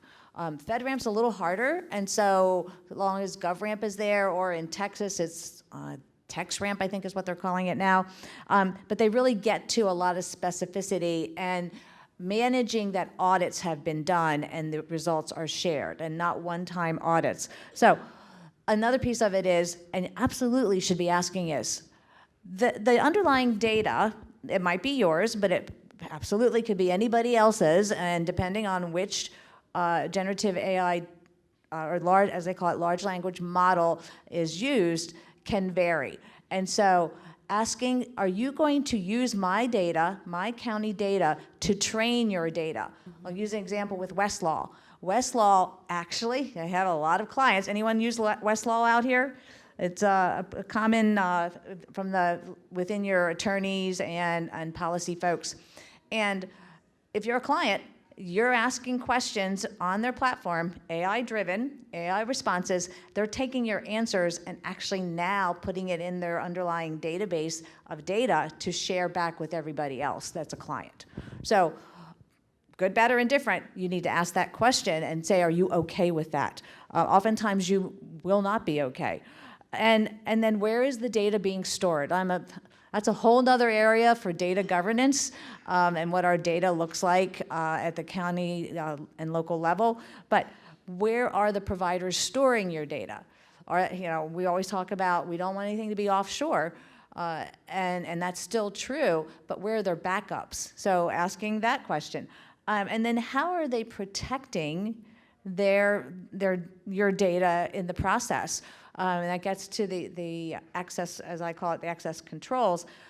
Do they have other government references specific to AI implementations? We have a lot of startups in this area, and they've been around 2 years, 3 years, and honestly, they're not all going to last. And so the next question is, how do I get my data back out? Or are you actually storing my data? So like I said, I could go on. The last piece that I will say is very important is always asking, what are the terms and conditions? A lot of times we'll see, here's the agreement, here's the link to our terms and conditions. It's on this web page. When I go there, it's like 60 pages, and I'm like, oh my gosh. Which is where AI can help summarize what these T and C's are saying. And then also in the agreement, being able to say, I need notify when your terms and conditions are going to change before they change. LinkedIn did a great job of this maybe a year and a half ago, but I will tell you that Adobe did not. It just showed up. Like, didn't even tell you they were using AI. And so those are really important questions that your procurement folks should be asking, but you can say to your procurement folks, hey, I want to make sure that we're thinking about AI in new contracts, but also your evergreen contracts. Those contracts that just automatically renew. And again, I'll put in a plug for AI. Use AI to track when those dates are. Send me a notification. Send it to like 5 different people so we don't miss the period where we can make changes to the contract going forward. Honestly, I've been living this for 3.5, 4, however many years we've been on it, and so that was an easy question for me to answer. And I would agree with all of the things on that list. And I would just add, on a more conceptual level, that you really need to be flexible. You need to be prepared for flexibility. And I know that that's often one of the hardest things to do in government procurement, because not only are the terms and conditions changing, but the technologies themselves are changing so fast. And you might not see a change in the T&C, but one day all of a sudden that little sparkle might appear in the corner of everybody's email box, because now they can use Gemini to help them compose emails, or Copilot for spreadsheets, or whatever the thing is. These things the products themselves are changing so rapidly, and companies are trying so hard to figure out how they can make money from AI, because a lot of the big ones aren't yet. And so they're throwing everything at the wall to see what sticks. And I think that one way that municipalities can stay nimble on something like this is to pull together I know everyone loves committee work, right? But pull together a committee beyond just your procurement team, where you've got folks who are actually using the tool. So beyond IT, beyond procurement, what are some of the frontline people engaging with this software or these systems every day, so they can tell you when something has popped up, and they can test things out as they change. And so that what you develop then is a sort of a culture of ongoing engagement, questioning, experimentation with these tools. Because some of them are going to change for the better, some of them are going to change for the worse, and as Rita said, some of them are going to go away completely. They're not all going to be around in a couple of years. That's a great point about the not being around in a couple of years, because there will be some cannibalism occurring, and as was mentioned earlier with the data centers, how things are rapidly changing. I want to stay with this particular line of questions as it relates to procurement, which I know many commissioners in here are passionate about, and I am as well. And so new technologies historically were adopted before their environmental impacts were fully understood. And so what metrics, you've talked about a few things, or benchmarks should local governments require from vendors that utilize AI to assess environmental impact? I'm listening, I'm done with it now. It's a book on Audible. Don't shoot me. I do have a library card, and I do listen to books on that. However, it's called What Could Go Wrong? And it's this guy who, did anybody see, there was a outbreak-style movie that came out right around 2011, 2012. For some reason, I can't think of what it's called. But I watched it maybe about a week ago. It's an older movie, and it was Gwyneth Paltrow, I think, was in it. And she had gone to Asia and came back with some kind of illness, and she ended up losing her life to this illness. And so they wanted to make a sequel. So this is like meta. We're talking about real life and fantasy. So they wanted to make a sequel of this movie. And he decided to use AI to kind of like think tank with the writers. So imagine like Hollywood, you got the writers in the room. So he came up with these different AI personalities. And so what was quickly understood was that they desire to make you happy. Like if you notice with your chats and things, that if you ask it something, it's going to want to encourage you, and it's going to want to be like, you know, a welcoming voice. And so what we learned in that book was that simply that there is no current model of AI that will, in its current form, replace people. There has to still be a human component there, because really they're just siphoning through what's already out there, as you were mentioning about the data. So in a nutshell, because obviously in Hollywood, in a lot of the arts, people are very opposed to AI getting involved in things. But, you know, chat bots where a resident of Macomb County could, where do I go for dog tag registrations or something like that? You know, it could quickly siphon through that. So the long and short of the question is, how should, or I should say, how can counties structure, oh no, that's not it. How can historically we adopt better practices as it relates to those benchmarks for the government?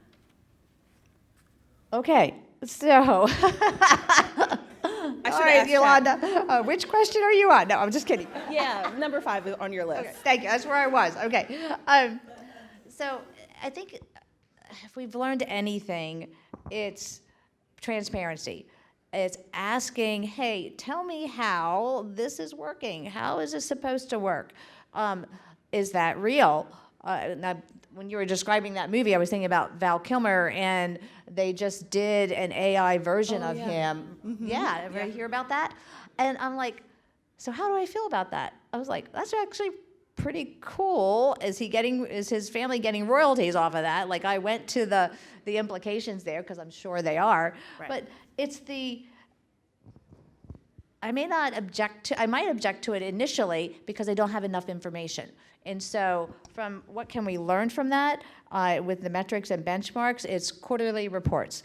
It's do you know what you know, or do you not know what you don't know? And so I know we're going to potentially talk about policy here, but the reality is that if you have a policy of staff are not allowed to use AI at all, they're doing it.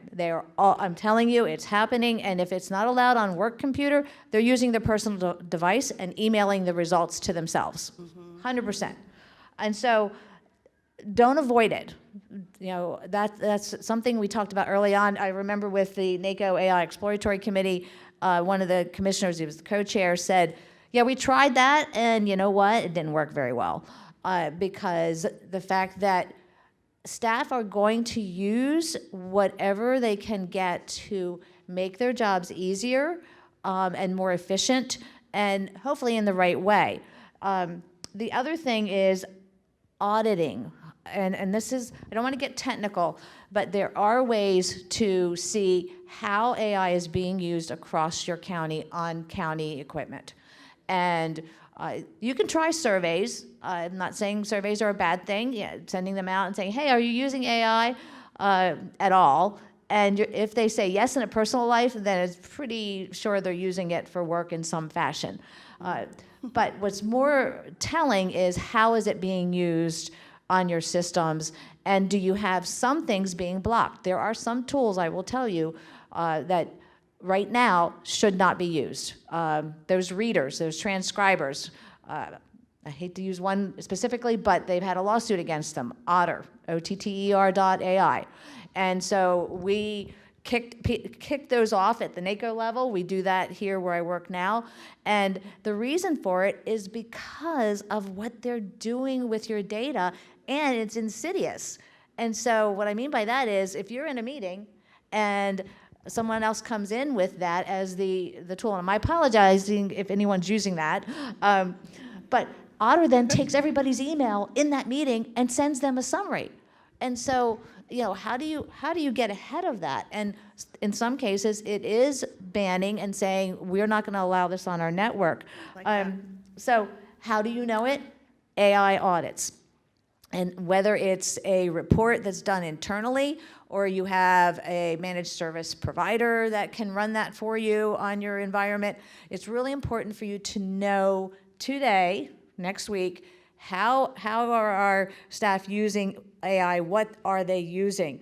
Again, they can download, in some cases, in large counties, they were finding applications that the staff person had downloaded because they had permission to download it and use it.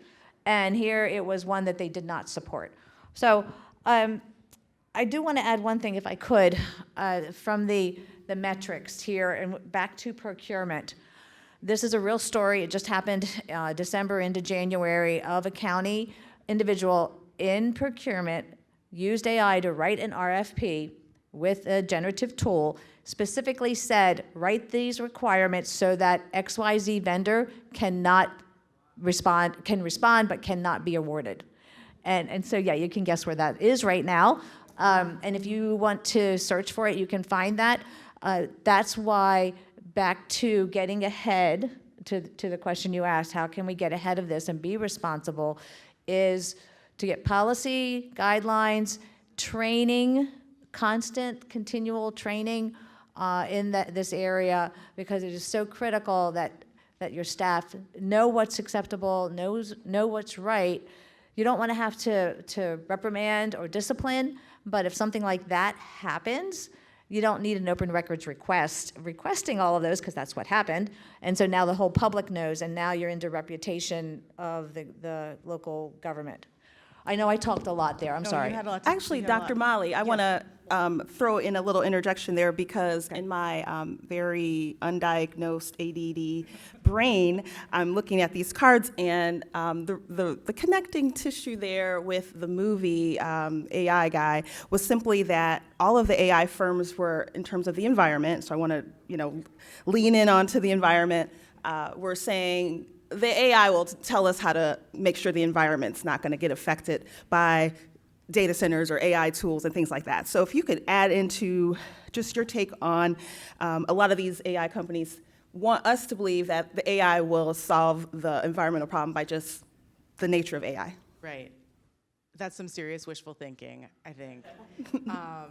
And it's a way to sort of get out of a lot of the harms that are happening right now. So the session just before this was about data centers, and I think you were hearing about how a lot of them are using backup generators that are running on diesel. They often get started without the normal permitting. Sometimes these generators are running 24 hours a day, often exposing communities that are already dealing with environmental hazard, like increased numbers of environmental hazards, exposing them to even more. And they'll say things like, oh, well, but we're going to use AI to solve climate change, and we're going to use AI to develop, nuclear energy so that we can run these things cleanly someday in the future. Mm-hmm. And I do think it's worth considering, especially because a lot of these AI tools aren't that useful. Some of them are, but some of them are not. I think it's worth considering when you're not necessarily banning it because of any problems with the system itself, but just because, if you're in a county where there's a climate commitment or emissions commitments, considering the emissions that are often so hidden. I think one of the sneakiest ideas that anyone in tech has ever had is to name all the server farms that run the internet, this is even before AI, to call it the cloud. Oh, yeah. Because it seems so airy and ephemeral and in the sky. And it's actually giant warehouses full of servers that are full of rare earth metals that are mined in horrifying ways in really harmful places, like in areas that are, they're causing lots of harm, but it's the cloud. It's so convenient. And speaking as someone who does not deal in paper, everything is in the cloud, including half my brain, because of my delightful ADHD. And so it's tough. That's the world we live in. That's how these systems operate, and there are trade-offs. And so I think it's hard to, if you try to ban it, it won't work. But it's also worth sort of sharing with staff. These are these are some of the times we might not use AI because it's not worth the harms that we don't see, but that we know are happening. Thank you. Did you want to add something? I do, especially from the environmental perspective, and I know that there are some county IT people in the room. So I was recently at another county in another state, and I would call it right-sizing the use of AI. And so these models out there, they're called frontier models and all those technical terms. And this particular county has purchased a large server, not a data center, but a large server, has installed, has the components, has the right large language model installed locally, and they're running that now, testing it with departments from the use of AI. And that's what I would call a local approach, and addresses some of the concerns around energy consumption and the water usage, things like that. Now, the metric is how much energy did we utilize prior to doing that, and from the county perspective, looking at those reports, and how much are we using now. I can guarantee you it's going to be a lot lower percentage than going out to the cloud and using these services that are out there or solutions that are out there. So if you want to learn more about that, I'm more than happy to share it. I found it a novel approach because I don't know too many. Actually, it was the first county I've heard that's doing that. I think there's maybe one other. But it is an opportunity. It is an approach if you have the skill set within your IT, within your county. Another thing I'll add about right sizing, which I think is a great way to think about it, is one way you can break up the AI landscape is to think about the general purpose AI systems, which are your big large language models, your ChatGPT and your Claude and Gemini, and then purpose-built AI tools, which they're not necessarily household names, but there are AI systems that are designed to do a specific thing. And those are often much better at whatever they're meant to do than if you were to ask the same task of a ChatGPT or a Copilot. And those systems, it can be a little bit more work to find them, to acquire them, to figure them out. But not only are they going to be more efficient environmentally, but they're also probably going to be better at what you want them for. And so that's another way to think about those procurement choices. What do we say yes to? What do we say no to? And cost effective.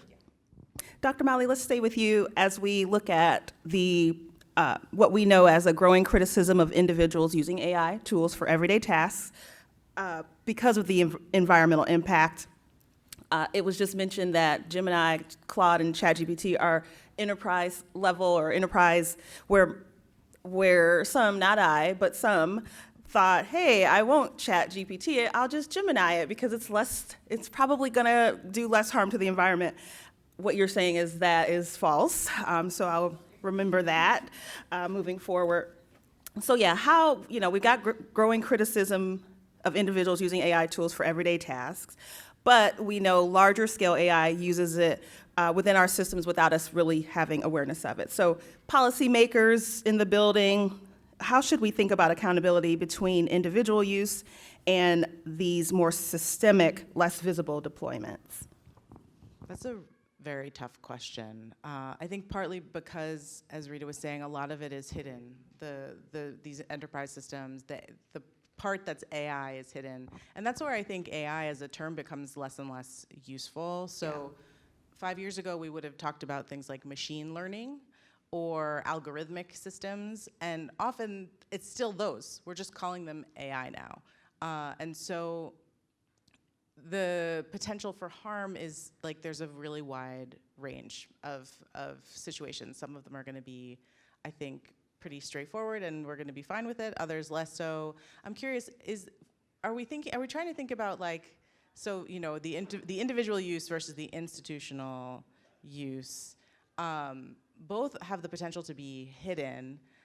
Is the idea that if we stop the individuals, the institutions are still using AI, and how do we feel about that? Or is it, I'm wondering about what's the concern under this question, I guess. Yeah, and even, before Rita mentions her points, it brings to mind public transportation and individual cars. And the correlation there, that's how I'm seeing it. But Rita, how can we learn more? Well, I've already said it before. If you're from an individual level, if you're not allowing it, it is already happening. And it is in your enterprise systems, Tyler Technologies, your ERP systems. I could go on with the different ones there. And I would go at it from a security perspective for a few moments. And regardless, like when you think about your enterprise systems, if it's a finance system, okay, I log in and I have what's called single sign-on. So when I click on Salesforce or I click on JD Edwards or whatever, it'll automatically know I am who I am. It might still send me a PIN. Great. Are you doing the same thing with those individual, those elective AI tools? Do they have the same capability? With a multi-factor authentication. Like when you log into your banking, I'm sure, I'm going to hopefully say this in a positive way, that I put in my username, password, and it's sending me a PIN to my phone to say I am who I am. And so all of the AI individual tools, whether it's ChatGPT or Claude, or now if you're a Google shop, it's probably wrapped into it. If you're a Microsoft shop, Copilot's wrapped into that. Make sure there's that additional layer of cybersecurity. That's the question elected officials can ask of whoever's bringing the tool to the table. The other thing, I have to put a plug in for your IT folks. It happens a lot, and we know this. A department director may bring a software contract to elected officials at a council meeting, and boom, it's approved. Oh, by the way, IT, you need to implement this. It's getting better across the United States, but your IT resource should be at the table and should be asking these questions. I wrote a series of briefs when I was at NACO about specific technology questions elected officials should ask their IT. If the IT can't answer it, then you have a problem. And these are general questions. You don't need to be the subject matter expert on AI and how it works, but I can assure you that your CIO, your CTO, your IT representative needs to be able to answer these questions. And then that with the enterprise platforms, those are the questions the experts with the enterprise application should be answering. So there's some similarity, but there is some difference, especially when it comes to security. And I'm going to sort of bring in a slightly different angle too, which is that one of the big concerns we see a lot around AI use, especially by governments, is trust. And I think there's a trust risk that's parallel both for the individuals who are using AI and for the institutions who are using AI. Because if you as an elected official are using AI to write all your speeches or to reply to constituent emails, people who are users of AI are going to recognize that that's AI. Facts. And if you can't take the time to write something, why should I take the time to read it or listen to you say it? The other thing about it is just that, as I think you were mentioning, AI, these systems, these generative systems only know what they've been trained on, which means they cannot do anything genuinely new. They have a way of reverting to the mean. So if the words that are coming from you as an individual are mostly coming from an AI system, you're never going to do better than average. And maybe average is fine, and maybe average is better than you were doing before, no judgment. But that's where you're going to be. And there are people who will notice and feel it. They will miss that human connection. On an institutional level, the question of trust is bigger, because if people are trusting you with their data, if constituents are, they are paying taxes to a municipality, there are records you have about people's finances, the property they own, they want to know that that's well protected. And if you are using an AI system that creates a vulnerability, that's a way to violate trust at the institutional level.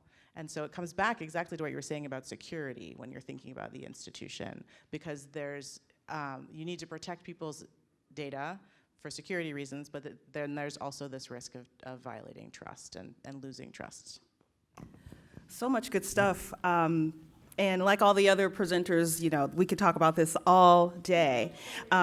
I will offer as a PSA, though, if you are just copy-pasting from your chat bot, I would encourage you to get rid of the double dash, because that's the key thing that gives it away. Semicolons, people, semicolons. All right. Yolanda, to that point, some of us were having that conversation, and we're like, but an M dash makes sense sometimes. You know, chat and all, like especially chat, they've destroyed the purpose of an M dash. So anyway. I'm right there with you. Everything was bullet points. I don't want bullet. I want a paragraph. Can you give me little a paragraph? icons, you know? Yeah. All right. So we're going to do one more structure question, and then hopefully there's some questions from the audience as well. And so we looked in the past, and we've looked at the present. What, in terms of the future, as AI continues to evolve, where should counties focus their efforts in the next 2 to 3 to 5 years, and what area or areas pose the greatest risk of falling behind if action isn't taken? Rita, you want to start? Sure. I'm going to start with an area that's very passionate with me and has been for probably 25 years. Data, data, data. And the executive director of NASCIO, which is the National Association of State CIOs, goes a little far, I think, but he said, in government, at the state level, if we didn't have bad data, we wouldn't have any data at all. Now, there's a lot of truth in that. And so data governance, you hear that nebulous term, but break it down. Look at where our data was 25 years ago. I had a file cabinet. I knew exactly where my file folders were and my paper tax returns and all of that. Then I progressed to, the floppy disk and to there's a little cassette, there's all kinds of different mobile devices and the USB drive, and now we're emailing the same file to 20 of our friends, and they're saving it in 3 different locations. And data isn't just in the data systems, it's in your documents. And so we have gone now where I would call it data sprawl to data swamp. And so getting a handle in the next 2 to 3 years of a data, we call it a data asset inventory, but I'll bring it into like common everyday life. Think about your house. Think about your list that you may have put together and the video you may have put together for all the things in your house in case the house burns down. That's an inventory. And you want to protect it. Well, what do I need to protect more than any other type of data? So having a good data asset inventory, and then there's a lot of other things, but the one I will emphasize is records retention policy. How many of you keep emails forever? You don't have to raise your hand. Because I heard that over and over for a long time. Now I'm hearing a little bit more of frustration about having to lose your emails in like 5 months because the retention policy. Oh, I'm sorry. Yes, exactly. But moment. Your email client should not be your filing cabinet. Yeah. But it's easy to do. So records retention policies and following them is all part of that data life, that data cycle. And it also will help you or hurt you when it comes to those FOIA requests. So now we're into AI, and it may see all of your data that you've allowed it to see, but some of it might not be of good quality either. And so that's where you get the inaccuracy. So I know I have other areas, but I'm going to stop with that one because that's a big one for sure for the next 2 to 3 years. As a former librarian, I can definitely co-sign the data retention policy is really important. And the other thing I would recommend is experimentation. As we've been saying, there's going to be a lot of change in the landscape over the next 3 to 5 years. Don't sign contracts that are going to lock you into one tool for the next 5 or 10 years. You want to be able to be nimble. You want to be able to switch things up, try something, and if it doesn't work, move on, and not get too tied to a particular system. It's really easy when you go through a huge process to move to a particular platform to then feel like you're stuck with it forever. It's like getting married to Microsoft. Which I would like to do that. There's a lot of fear of change, and so I would say that focusing on trying to stay a little nimble, be open to trying new things, will help you adapt regardless of where the field goes in the next 3 to 5 years, because I think there's some things that are going to be really hard to predict. Wonderful. Well, just to quickly add one other thing, workforce education, workforce literacy, jobs are changing, and for a long time I would say AI isn't going to take your job, but someone with AI will. I am changing that literally a little bit different, because we were just talking about it earlier today.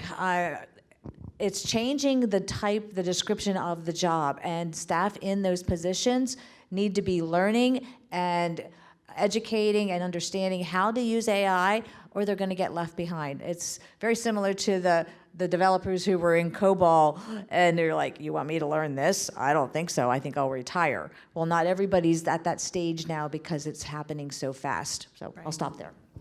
Bravo. Let's give these brilliant minds a hand.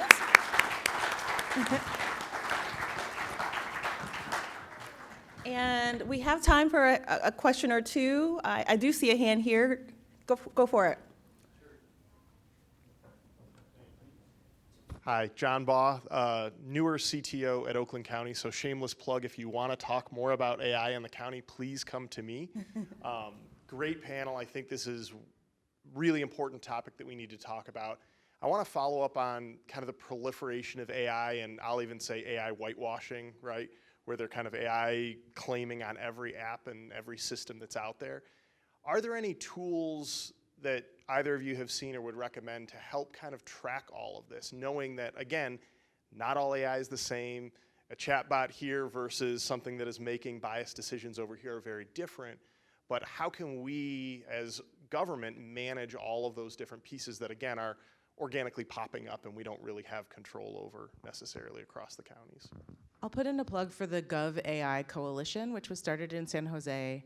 And that's a group of folks in city and county governments. They started in California, but my impression is that it's pretty nationwide now. Yeah, I just saw that. They're like spinning off. They were in the city of San Jose, now they're spinning off into an independent nonprofit, I think partly so they can serve more municipalities around the country. And they do some really terrific work. Trying to understand what's out there. They've put together some really great guides. I'm not sure of any specifically about this idea of like tracking every single tool that's out there, but in general, I've found them to be a really great resource to support ongoing engagement on this. So I typically try to stay away from naming particular products. However, I will answer your question. So doing a project with the New York State Association on a dashboard that we've developed for New York counties, and it's an AI evaluation dashboard. And counties are going in, we developed a matrix, a whole set of questions to evaluate, and the different types of productivity tools, transcribing tools, we're moving into some behavioral health tools. So that's one piece, but on a say more expensive level, but something you may already have is CrowdStrike is doing something with a new module that's supposed to do that. I'll also put a plug-in for Darwin AI. It specifically has a tool that is doing that. And there are, I'm sure, some other ones out there, but those are the ones that I'm hearing about when it comes to local government expertise. Let me just say, I think that's critical. You'll see there'll be some tools that you could use, but the creators of the tool may not understand local government. And not a negative, but the more the provider understands local government, the better the tool is going to be to serve what you're asking about. Wow, thank you. And thank you for that question. I think I'm looking for staff. Are we one more okay, or no? Yes. Because I'm pretty ignorant in this subject, but coming from the private sector for so many years, and we use continuous education credits, and that's all I heard about learning, and staying up. And I'm very much on, I agree. But my question is like the University of Michigan or Wayne State, can that be a clearinghouse, and should we set for our IT people to, have taken a class to keep up on stuff like that? Is there anything in place already for us without making a new wheel? That's a great question. The University of Michigan is actually trying to launch some programs through their U of M Center for Innovation. They keep changing the name, but I think that's what it is currently, where they're trying to launch some other kinds of credentials and programs to help people, yes, to get up on AI and some of the more, like, be engaged in the innovation economy. So that's the program I'm most familiar with because I'm at U of M, but I think there are likely other programs in other places, including probably Wayne State. I think there are some community colleges in the area that are also engaging on these things. It's tough because you don't necessarily want to go back to school for a whole degree, and I think that's one of the challenges is figuring out what's the right level. Is it like a single course? Are there trainings that you can come in and do in a day? You might know more about this stuff than I do. Yeah, my mind went two different directions because that's part of the New York project we're doing right now is evaluating AI learning. And so there's 6-week courses that are expensive, University of Berkeley, Boston, Johns Hopkins, and that might be for your IT people or someone knee-deep in AI. But the one that's really starting to come to the surface and it's no cost is Innovate US.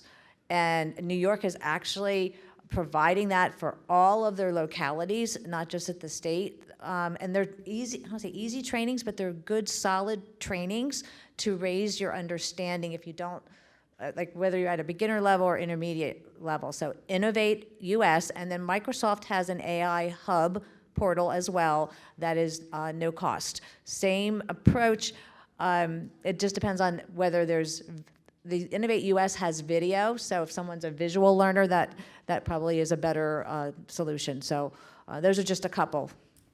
All right. Well, we've done our AI discussion. Thank you so much, Rita, Dr. Molly, for your time this morning. And I am now honored to acknowledge our next portion of the program. And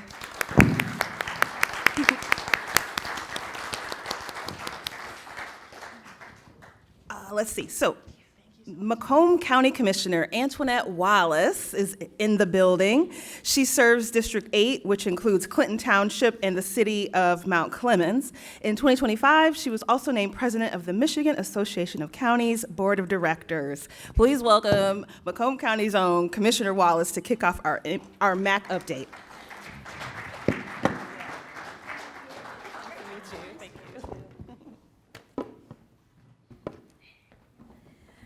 All right, everybody awake? Good response. Because once Steve speaks, we will be having a pop quiz in order for you to get lunch, so pay attention. All right, like she said, I am Antoinette Wallace, Macomb County Commissioner. All 3 county chair people spoke earlier on collaboration and working together, which goes right into our organization, Michigan Association of Counties, for which I serve as president. So MAC serves as a connector, a resource, and an advocate. By engaging upon open communication and working collaboratively, am I awake? That is the question. You gain access to shared knowledge, best practices, and collective problem solving. It also helps you to move from ideas to action more efficiently. So earlier this week, I had the honor of presiding over MAC's 2026 Legislative Conference, which I will say, some of you I did not see there. So we need to talk about the conference coming up in September, where I hope more of you will be joining me.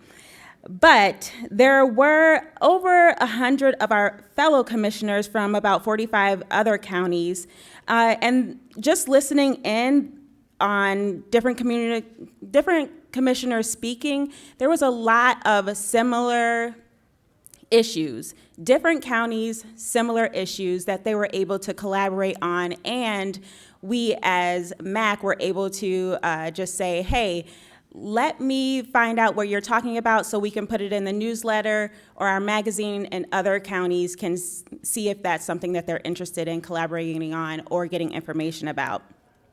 So that's what we want more of, listening to one another, collaborating with one another. And now that we move on, I'm here to next introduce Steve Curry, who became MAC's 4th executive director since 1968 on January 1st, 2017. Curry began his service at MAC as deputy director in 2011. At MAC, Curry has spurred new initiatives such as CoPro Plus, a collaborative purchasing program for public entities, and a program that assists Wayne County with modernizing its procurement efforts.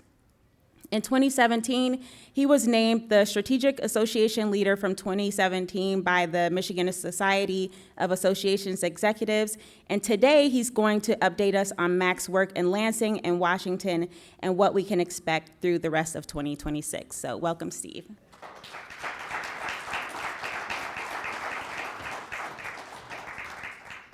Thank you, Antoinette. I'm well aware how close we are to lunch, so I'll try to get through these 40 slides as quickly as possible. No, I'm just kidding. No, Antoinette, thank you very much. First off, I want to thank you for the opportunity to speak. I will be brief. Our organization, of course, is made up of the 619 county commissioners across the state. We're a nonpartisan organization, but I like to say we are political because we are part of the political process in Lansing and at the federal level, and I'll talk about that in a second. But first, I want to make you aware that you are well represented on the MAC Board of Directors in this region. Of course, you heard from our president, Macomb County Commissioner Antoinette Wallace.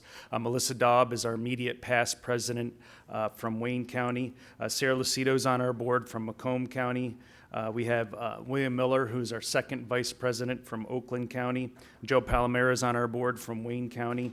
And many others participate in our committees where a lot of our work is done. Many of you were at our conference, as Antoinette spoke about. And of course, Alisha Bell, second vice president from Wayne County, which the third from Michigan, I think, at the NACO board. Yeah, so well represented. The Tri-County region is well represented, which I think is very important because obviously a lot of population from our state is from this region. So real quickly, I want to talk a little bit about some of the issues that are going on in Lansing right now. Of course, it's springtime, which means it's a budget.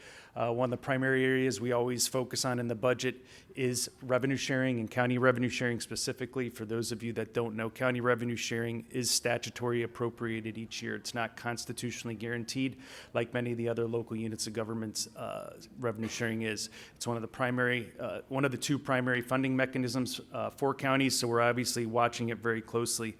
Something we've been working on over the past few years is ensuring that county revenue sharing is somewhat secured through putting it in a revenue sharing trust fund. It's a kind of a virtual lockbox, if you will, so that it would make it much more difficult for the legislature to appropriate those funds to other things each year. We were able to get last session bills passed out that did create the trust fund out of the House. It passed 106-4. However, we were unable to get it done in the Senate.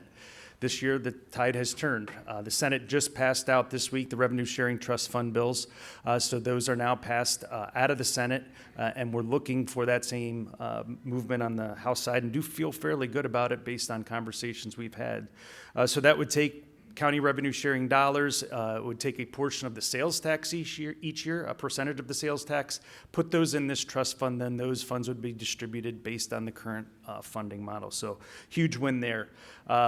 So as they work through the budget process, the House actually recommended an increase in county revenue sharing. The Senate was a flat revenue sharing recommendation. So we'll see how things play out through the budgetary process, hopefully in the next month or so. Some of the other areas we are looking at and that are being discussed is property taxes, the other primary funding mechanism for counties. A lot of discussions about property taxes, both here in Michigan and across other states. Right now, there's a proposal from the governor that would give a senior property tax break for seniors. Really no impact to local units of government.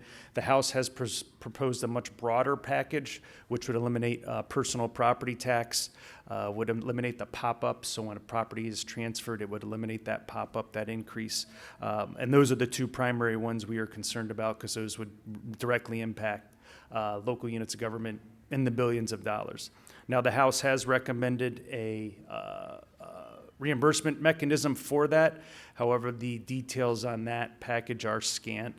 They did not take testimony on that component, the reimbursement component, yesterday when they took the testimony on the property tax bills.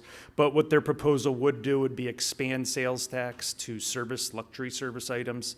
So some of the items that are being discussed are lobbying, limos, country club memberships, marina slips, things like that. The rhetoric is saying that they will keep schools and local governments whole, so that's kind of where the property tax discussion is now, and I know it is the intent of the Speaker of the House to have that part of the broader budgetary discussion, and part of their property tax discussion is rolling back electricity rates. So a lot of moving parts, and with a hopeful of July 1st deadline, we'll see if it gets done. Some of the other issues that are being discussed, the statewide septic code, it's been introduced a few times. Another bill has been introduced to institute a statewide septic code. I know there are septic systems in Oakland County, much more bigger issue for our rural areas, but we are a part of those discussions. And then dams and lake levels is another big discussion going on in Lansing. A lot of dams in Michigan, a lot of them, many of them are privately owned or county owned or federally owned. Who's responsible for them? How are we going to get them up to where they should be so that we don't have the failures that we saw in Midland County? So with that, I think I'm 1 minute over. I didn't do too bad. I'll be around for a minute if there's any other questions outside of that, but I think, do I turn it back over to you? Okay, great. So I'll turn it back over to Antoinette. Thank you so much, Steve, for that quick update, and it was quick, so you guys are lucky. I believe next we are going back to our board chairs. All right, please come back up. Welcome them back up because lunch is after that.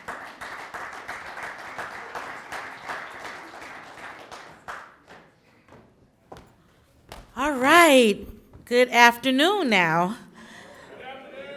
Wasn't this a wonderful discussions? Wasn't this great? Let me thank each and every one of you for taking time out of your busy day to come and join us for our Tri-County Summit. Last year we were in Macomb County. This year, of course, in Oakland County. And next year, Wayne County, we're up. All right. And we hope to have as dynamic conversation discussion as we had this morning. So thank you all for coming. Thank you again to our staff. Give them a round of applause for putting this together. We just show up on the microphone, but staff does all the work.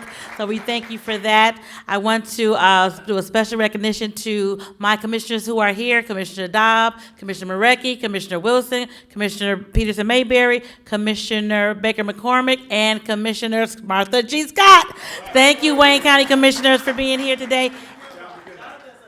Oh, hey, Jonathan, I didn't see you back there all the way to the back. I know. I did this last time, you guys, so now you have to look for your members. I'm sorry. Again, thank you all. What we've learned today about data centers, water, and let me do a plug for NACO as the second vice president of NACO. And a fun fact that was alluded to earlier, we've had 3 presidents from the state of Michigan. The first African-American woman president of NACO in the 70s was from Genesee County. Oakland County, you have the pleasure of having Eric Coleman as the second president, and I'll be the third from Wayne County. So want to just say how Michigan is leading the way in NACO leadership. But we do have a Great Lakes task force that was established in NACO, and that are all of the counties that incorporate around the Great Lakes in Illinois, of course, in Michigan, Pennsylvania, Ohio, and there's a coalition to discuss and preserving the Great Lakes. So if you're able to come to the annual conference this July, or if you're able to come to the legislative conference in March of next year, please consider joining the Great Lakes Task Force, because here in Michigan, we know how important the Great Lakes are to our economy and how they are to our residents. So with that, I'm just going to say thank you again, turn it over to Chair Joe, and let me give one more special shout out to Commissioner Supervisor Victor Angry and Rita Reynolds, who are here. Supervisor Angry, I met him in January on a similar panel that he was on, and my light bulb went off and said, I've got to have him come to Michigan. So thank you for coming, Supervisor. You did an awesome job. Hope you enjoy your short time here in Michigan, and I'll see you very soon. Thank you all so much. Chair Joe. We're gonna make this quick. I know you're all hungry, so thank you, everyone. Great event. I certainly learned a lot. I'm sure many of you were asking, wow, I didn't know all that about data centers. So you're probably walking out of here with a lot of things learned. So that's why we're here. As we have seen today, tools like AI are helping us make smarter, faster decisions. But the real impact comes when we apply that innovation to the issues that matter most. Few challenges are more fundamental than protecting our clean water. We must continue advocating and working together to protect and improve our water. That is number one. It connects all our counties, and it is our most valuable shared resource. Don't forget that leaving here today. I'd like to thank our sponsors, legislators, panelists, all my fellow commissioners that are here. We couldn't hold this event without all of you, so thank you. I'd also like to thank Oakland County for hosting this year, and I'm going to turn it over to Chair Woodward. Thank you. And I'm going to be super brief, but I will introduce my colleagues, and I accept the challenge. You can go first. Macomb County, stand up and be proud. How we do? There we go. Goike Van Sickle, Commissioner Zinner, Commissioner Wallish, Commissioner Grote, Commissioner Kraft. Thank you, all of you. I don't think I missed anybody. And Commissioner Perna. Thank you. There we go. I know, there you go. Well, Oakland County is really excited to have hosted this summit, and I get to serve with a great group of commissioners every single day. So I want to recognize Commissioner Macomb, Commissioner Johnson, Commissioner Ann Erickson-Galt, Commissioner Miller, Commissioner Weipert, Commissioner Lubes, Commissioner Gershenson, Commissioner Taylor, yeah. Commissioner Taylor, yep, no. Obviously, Commissioner Smith-Charles, Commissioner Powell. I'm scanning. Did I miss anybody? I said Weipert. I got it. All right. I was doing a memory. I know some people had other meetings and they had to get to. It's an incredible honor to serve with some incredibly talented individuals as we tackle these issues. And I think it took 17 tries, but I think we got the summit right. Yes. Yeah, there. And the planning for the next summit. And I think the feedback, Commissioner Johnson, about it's not just a tri-county, it's in a region. And so the planning for the 18th summit starts tomorrow. And so the ideas, particularly from our peers in the region, of what are the topics, the discussions that are absolutely necessary, topical of the moment, high impact on our communities that we want to make sure are part of that conversation when our friends to Wayne County, host next time. So with that, I think I get to give the last thing, which is we're going to go back that way through those doors to lunch. And hopefully we continue this conversation, the knowledge that we gained today, and ways that we can be working together to implement strategies from the lessons learned. So thank you very much. Thank you, everyone, for joining, and look forward to seeing you at the next summit.